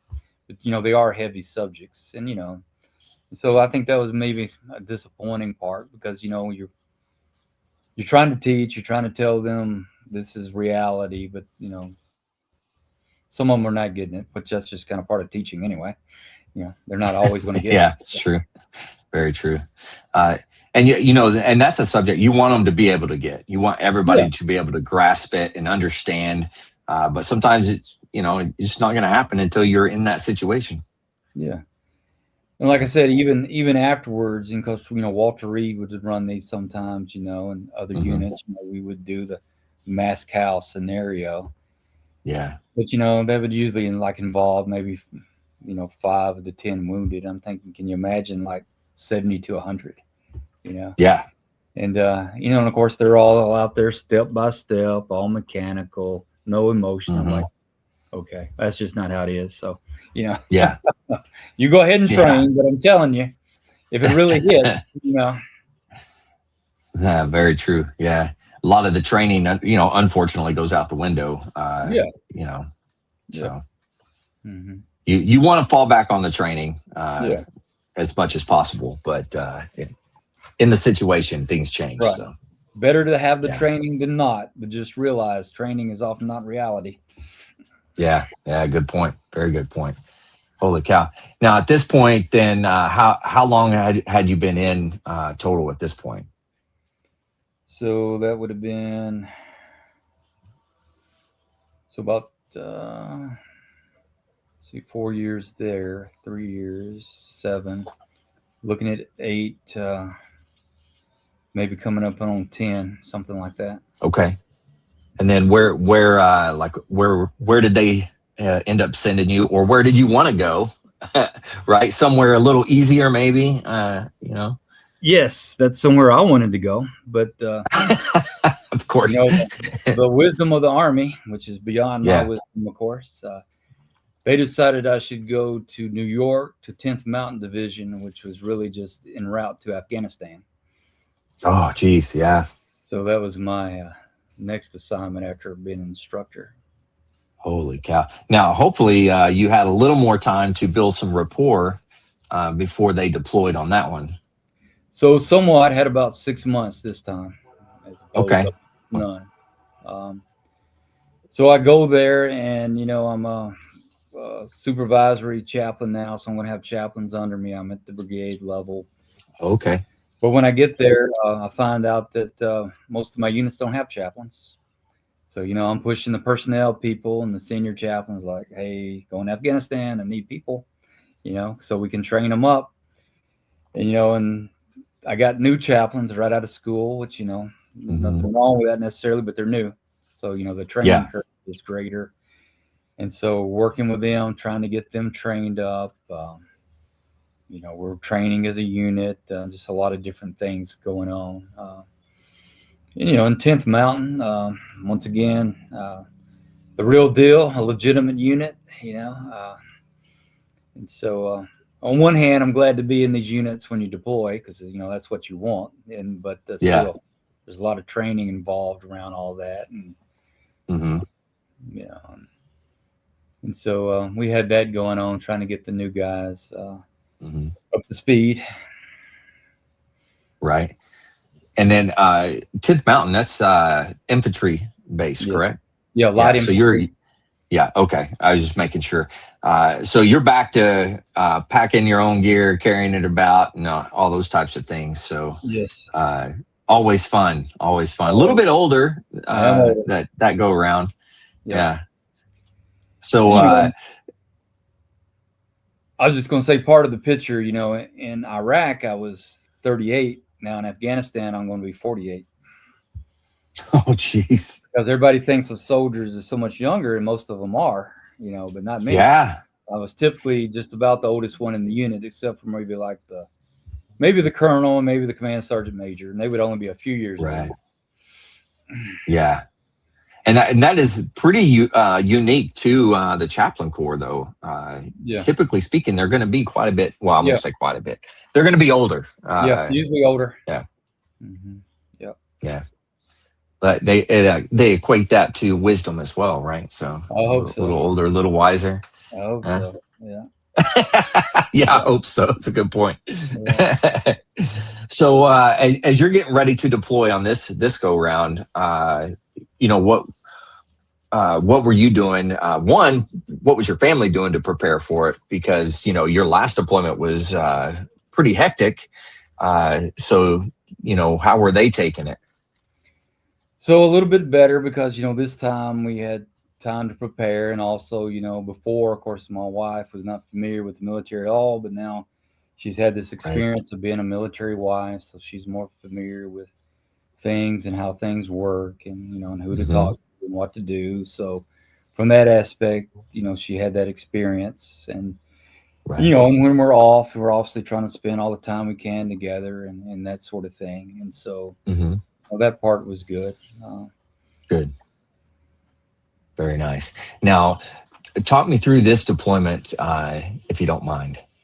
Yeah. So 10th Mountain, we basically had most of the theater when we got there, a lot of it, at least the northern part and the eastern part, and there were other units down south. But so we had a lot of that, and so we primarily were in Bagram, which is the airfield kind of in the middle of the country. And so we operated out of Bagram. And so since I had units everywhere, I had chaplains everywhere. So one of my main things was to travel. I traveled a lot. I just basically went all over theater. Went up north, south, went out east. I was able to get flights, always aircraft. So say what you want about the Air Force, but they took care of me. So I appreciate that, Air Force, if you're out there. So I never had any issue getting flights, and I was able to go and see, who I needed to see. And so I always appreciate that. And I say it that way because sometimes I'd be in line, and it's basically because of the attitude, right? There's some commander over there chewing out an airman because he couldn't get a flight. Well, obviously that's not how you treat people, but I never had any issue getting a flight, so they took care of me. But that was a lot of my time, just going out and visiting people, coming back, reset, going out, visiting people, and coming back. And now you're at the more of a command level, brigade level. I guess brigade level. Yeah. Mm-hmm. So you're kind of spot checking, if you will, as you go around. And Yeah, because we have units added to us, we actually become a task force, instead of a brigade, bigger than a brigade. So we're a task force now, Afghanistan. Okay. And now, how often would you say you were going out, like taking flights, going out and seeing somebody? And once again, depending on missions, but I'd say basically every 2 weeks or so. We went out. Of course, you got to. It's the coordination piece. You got to coordinate with that unit and what they're doing. They're not going to be there. There's no sense of going there. It's just a wasted trip. That's a good point. Yeah, to make those coordinations and things, but usually we could, every couple of weeks. And of course, there's always flights. And if you couldn't get a direct flight, often the Air Force would kind of run round robin around the country. I see. Although you wouldn't want to do it because you're like on the plane forever, but you could get on the plane and just about go everywhere in country because the plane's going there at some point. Yeah, just might take you a little longer. It'll take you longer. Oh wow! Now, what were some of the big takeaways on that deployment for you? I think just trying to function with command at that level, and then just trying to make things happen. Because once again, I think even among soldiers and commanders, some people don't really know what a chaplain does or can do. I'm trying to brief that and make that happen. And, and it really all depends on the commander. Let's just be real. Some are pro chaplain, some are not, depending on whatever. Yeah. And so the ones that are not, obviously, are hard to work with, and and of course there's the rank thing that comes in sometimes. And, right. And you're just trying to work all that in your mind for the best benefit of the soldiers, because you're just trying to take care of them. And I'm taking care of them by making sure they have chaplains, and then my chaplains have what they need to take care of their people. And so to me, that was kind of the biggest, just ongoing battle. Yeah. Yeah. Would you say overall, like you felt fairly confident with like the commanders that were there and your chaplains as they were going around? Yes. Yeah. You had a good commander. Very nice. He was pro chaplain, always helps, and I had some that were not, but as long as, my commander outranked them, life is good. So, and it was. Yeah. So, it's a good point. For the most part, the other commanders took care of my chaplains out there. So that's good. And in the Army, we have, it's a technical chain of command. We're not commanders, but as far as chaplain things, these chaplains were to report to me, and I had requirements that they report and that sort of thing. And so sometimes trying to get them to do that. And I would tell them I got it, because we all experience, trying to take care of the chaplain corps and trying to take care of our commander. That's just part of the job. And you got to learn to navigate that, because that's part of what you do. Yeah. Not always an easy task. That's for sure. It's not easy sometimes. So at this point then, you do your year. It was a year deployment, right? It was 9 months. Okay. About 9, yeah. Well, good. Hey, not quite as long. So, hey, that's a positive. Definitely better. Yeah. So at this point, you're coming back, and I'm assuming you didn't have any like massive casualties or anything like you did on the last one. No, which is good. 10th Mountains was engaged, but we had very few casualties, thankfully. For my part as a chaplain, what I saw, and just once again, hopefully the American people realize that, special forces of whatever flavor is always engaged in something, and they're taking casualties, and no one will ever know about it. There's some government agencies out there. I don't even know who they were. I just know they were Americans. They die as well. And, and it's part of my job was, I guess I was the chaplain in charge of mortuary affairs. Oh, wow. Anytime we had someone who died, I essentially went to the mortuary affair point, and I went there and I would pray over the body, read scripture, and then mortuary affairs, of course, would do their thing, clean them up, and then we would do the ramp ceremony and send them home.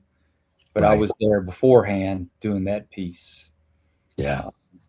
And, like I said, a lot of times, you don't even know about it because, I didn't even really know what unit it was. I didn't need to know. I just went there to do, what I do. And so, but there was a lot of it. So that did happen. It wasn't necessarily 10th Mountain, but it was our people.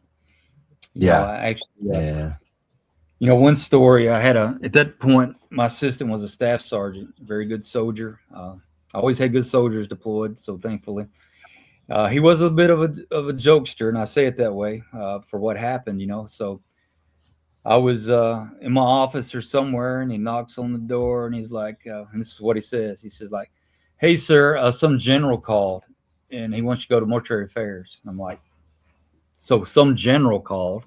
Can you tell me a little more about that?" He's like, "I don't know, some general called, and we got to go to mortuary affairs right now." and it's kind of important to know when a general calls and who the general is. Yeah. Yeah. Some things you might want to know, He said, we got to go to mortuary affairs right now. And so I was kind of waiting for the joke, but there was no joke. And so we got together and we could walk to mortuary affairs. And actually, if you drove, you had to do all this other stuff. But I had learned a way to like kind of cut through different units and, to get there directly. And so I go and I do that. And we came in and there was a general there, a 2-star.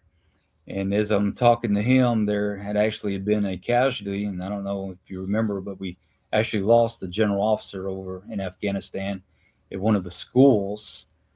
He was there at a graduation of the Afghan officers, and one of the Afghanis fired a weapon and killed him with other people.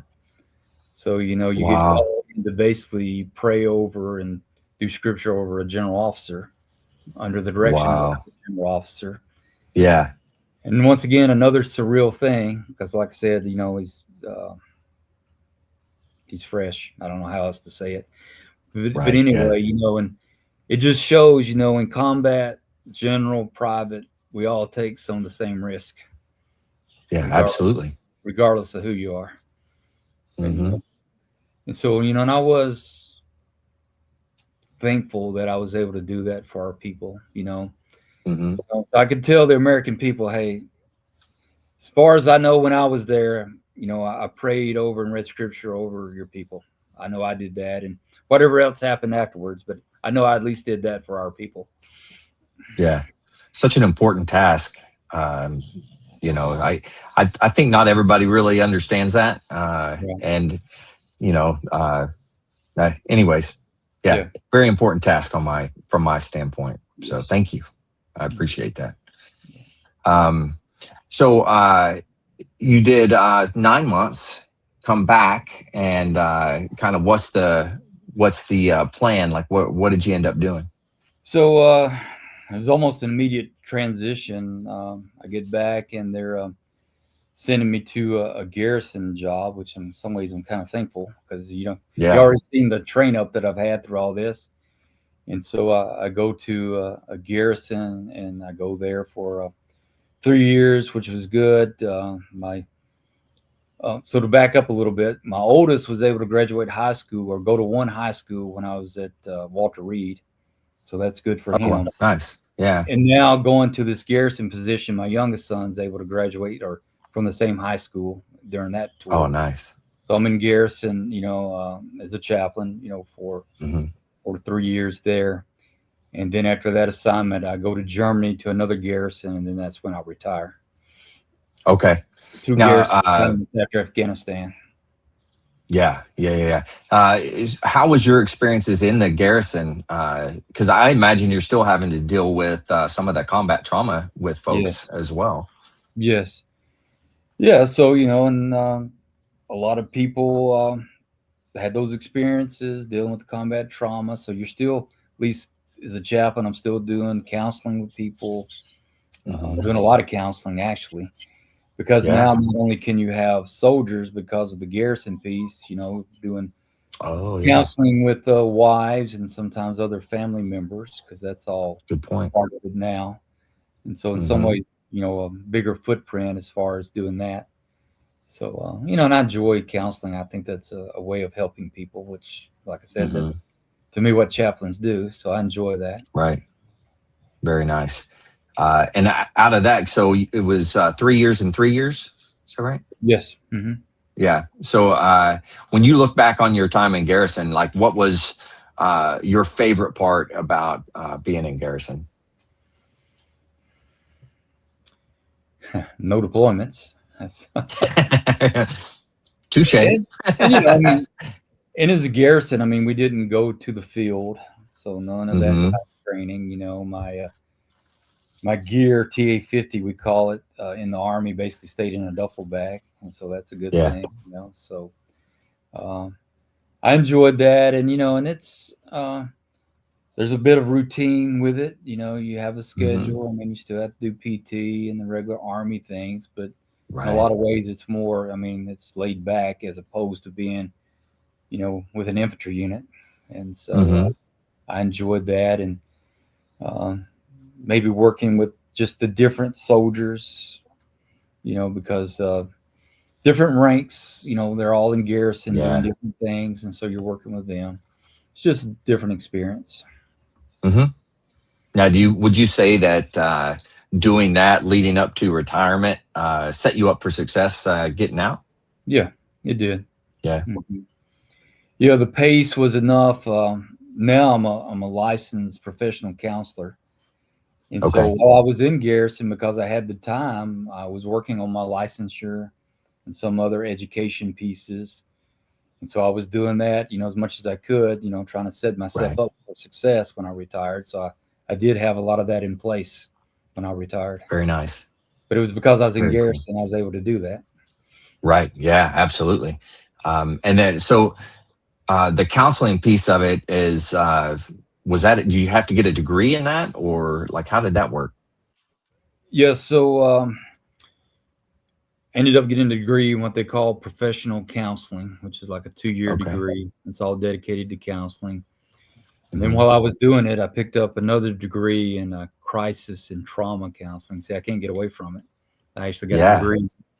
So I have those. And then you have to go and you apply for licensure. And to do that, you have to have like this clinical supervision, so many hours under a Oh, trained right. counselor. So you do all that. And it's almost like that packet thing again. All that Yeah. rolls together to get licensed to be a counselor. And Okay. it's usually by state the way they do that. Okay. And now, how did that work for you? Because you were in Germany at the time. So how did that work? So I was getting a licensure in Alabama. I was already in the process. I got orders to Okay. go to Germany. And really, I just worked with the state, and I'm glad the state worked with me. I'm like, well, hey, I'm a soldier, active duty, and I'm going to be stationed in Germany. I'd like to complete my training. I'm still going to keep my same supervisor who is in Alabama, and then him and I did remote Oh, supervision. okay. Very And cool. COVID opened up a lot of that. It wasn't Yeah, done absolutely. that much, but so the Alabama Board of Counseling approved that, and so that was good for me. And I appreciate Yeah. that. And so I was able to get my Alabama license while I was in Germany. Wow. That's awesome. So once you retired, then you came directly back to Alabama. Did you already have like positions lined out, or were you going to work for yourself, work for somebody? So I didn't really know, and what I did, we got back. It was winter time. It was one of these harsh winters here in Alabama, and a lot of snow and ice on the ground. And so, we don't have a place to live. We're living in an apartment. And really, I'm just sitting there kind of, monitoring jobs, and a job posted for a part-time therapist, in this organization. So part-time. It was kind of this place I knew that was sort of out in the country. I'm like, hey, that won't be bad at all. So I applied for that job, and I go and interview. Instead of part-time, they hired me full-time and put me at the main Oh, office. wow. And so I was only like retired 2 months, if you want to call it that. And then I went right back to work as a therapist, which was not my intent. I did apply for the part-time job, but how these things work. Yeah. Well, you definitely had loads of experience, which is probably why they wanted you full time. It makes sense. Yeah. Yeah. So you've been working in the same place since? So this was a regional mental health center, and I worked there about 2 years, and then I was offered a job as a remote therapist doing therapy, over the internet. And so I took Oh, that okay. job with the company, which I'm still working for them now, almost 3 years, I guess. Yeah, but working on 4. Okay.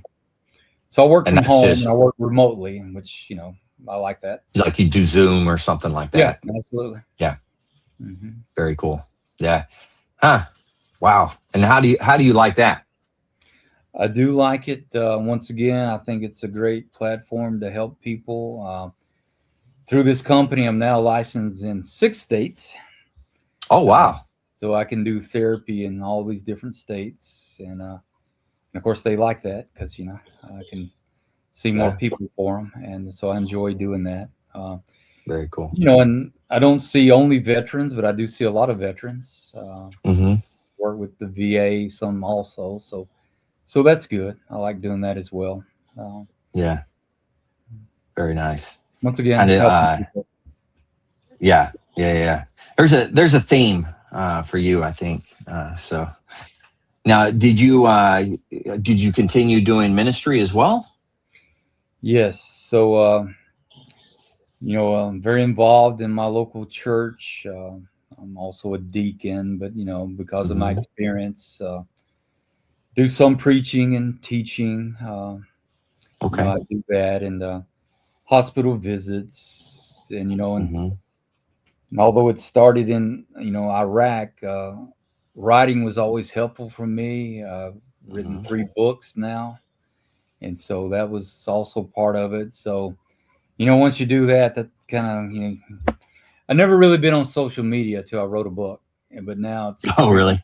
apparently a thing you have to do if you write a book. That's what they say. Uh, I can understand how you'd have to do that to get the word out for sure. Yeah. My publisher Yeah. was like, you need to have a strong online presence. And I'm like, okay, what is that? And so I'm going to my wife, like, how does this Facebook thing work anyway? Because, we had Facebook, but it's her. She does all that. I don't even know. Yeah. So that was interesting in itself. Yeah. Big learning curve there. Mhm. I still hadn't figured it all out. No. Yeah. Wow. Now let's talk about, if you don't mind, hit the books real quick. So you've written 3 books. Okay, can you tell us a little about each one? Yeah. So the first book I wrote was called Mosul. And so it Hmm. was a fictional account based on my experiences about a Army Reserve chaplain who returns from Iraq who's suffering from PTSD. And so I Okay. kind of write that as a story of how he's dealing with it. And so I did that, and that was self-published. And then another book I wrote, it's called Trauma Treatment Using Narrative Therapy and Theological Reflection. Long title. But basically, if you write God into your story, that helps with the healing process. That's Mm, more of a clinical, spiritual book that I wrote. And yeah. my latest one is called Refined by Fire, an Army Chaplain in Iraq, which is part memoir with also some spiritual and clinical things thrown in because I can now use my Yeah. experience as a chaplain in writing that book. And so, Very and nice. tried to capture the military history as well as much as I could. Hmm. Um, Very nice. Because, for me, writing really did help me process a lot of trauma. And I tell Hmm. people I didn't write the books necessarily to write books, that some ways an expression of me, if you will, practicing what I preach, was part of trying Yeah. to process some of these things that happened to me. Yeah. Absolutely. Man, that's awesome. You've definitely done some incredible things over your life and your career. So I got to say thank you, man. Not everybody can do 1, medical, then 2, chaplain stuff. I mean, that's a unique position in itself. So thanks for what you did. Yeah, I appreciate that. And I appreciate being on. And I encourage other veterans, hey, tell your story because it's important. People need to know. Absolutely. People need to know what happened. Absolutely. Yeah. We got to get the word out there, but there's quite a few individuals out there that are recording stories. Very important to do, and hopefully more and more people start doing it. Yes, absolutely. Yeah. Well, shoot. Anything else that you want to cover down on? Maybe something we missed. No, I just appreciate you allowing me to tell the story. And once again, I think just there's healing in telling the story. Absolutely. Well, I think the more we do this, the more that we can heal not only as individuals, but hopefully as a nation. Wow. That's good. Yeah. Well, again, thank you. I do have questions for you. I always do this at the end. I call them my rapid fire questions. They're not real rapid fire. I'm going to have to change the name of it. It's just questions. I don't know. But if you're willing to answer some questions, it'd be, we could do that. Yeah. All right. What is your proudest military moment? Wow.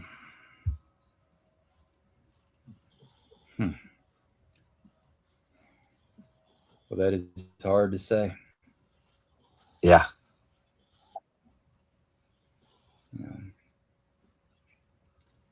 I don't know. It's almost like the whole thing. I can say, as a young man, I was very proud to be a paratrooper.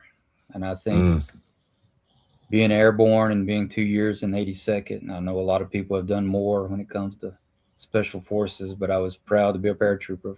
That's a fact. So I like that. Yeah. Very true. What is your most embarrassing military moment? Well, I don't even know. That would be hard to say. Well, if you're like me, I've got plenty of them. Well, this made me think of a slight story, although it didn't happen to me. Okay. So in Iraq, they would drop porta potties, which, we always thought was kind of funny because they're just sitting out there, good sniper bait and everything else. But the unwritten rule was, if you're in the porta potty and you get hit, the very first thing somebody's supposed to do is pull your pants up, because nobody wants to go out. No one wants to go out that way. Yeah. Very so good that point. was always in our mind. Yeah. They won't use the porta potty but sometimes you had to. Yeah. Well, you got to do what you got to do sometimes. Yeah. All right. If you could be one military leader for a day, who would that be? When I was younger, I really liked Patton.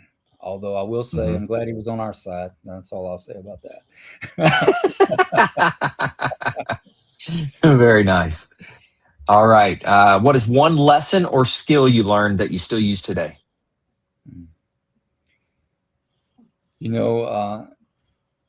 An NCO in E7 taught me this. He said, even when you have authority over someone, you go and you ask them to do something first. And then, of course, if they don't do it, you reserve the right to use your authority. But, treat them like a person first. You go ask them to do something. And if they don't do it, that's good. Authority, then, of course, you can make them. But just treat them like a person first, and that will work most of the time. And for the most part, he was right. So, I remember that leadership lesson. Yeah, that was a good one. I like that. All right.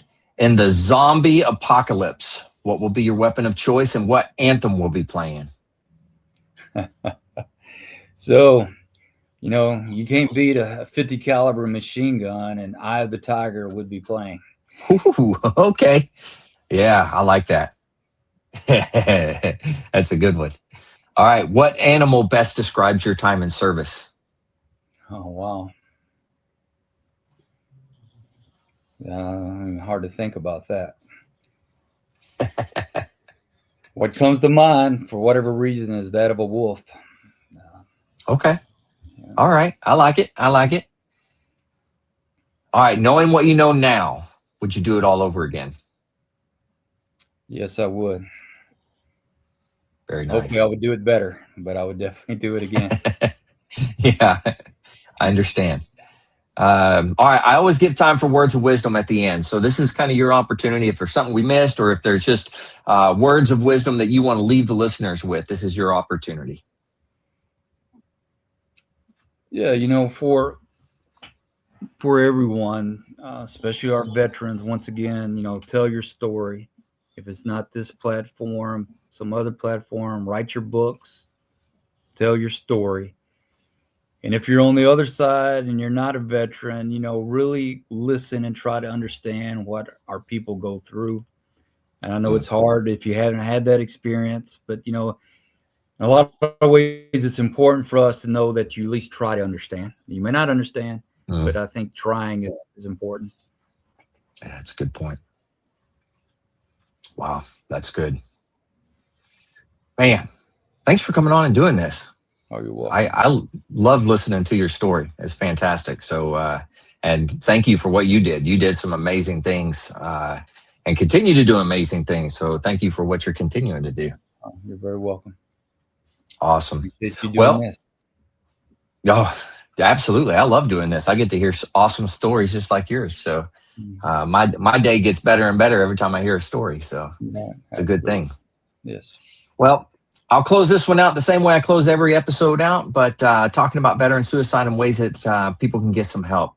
So for everybody out there, if you're struggling, need help, anything like that, don't forget the VA does have some good resources. You can always dial 988, press option 1. You can always text 838-255 or go to veteranscrisisline.net, click on that chat icon. Any of those options will put you in contact with somebody that can help you out. But remember, one veteran life lost is one too many. I care about you. I know James cares about you. The whole veteran community cares about you. So please reach out for help.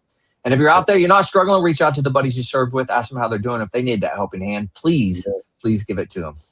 Absolutely. All right, one last time. You're the man. Thank you for coming on and doing this. Truly appreciate it. To everybody out there, stay motivated. Change your socks. Absolutely. You served on active duty with purpose. Get that purpose back by joining the Marine Corps League.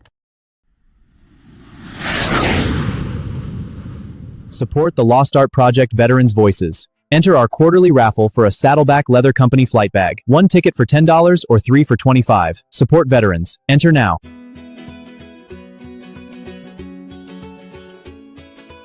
Every veteran has a story.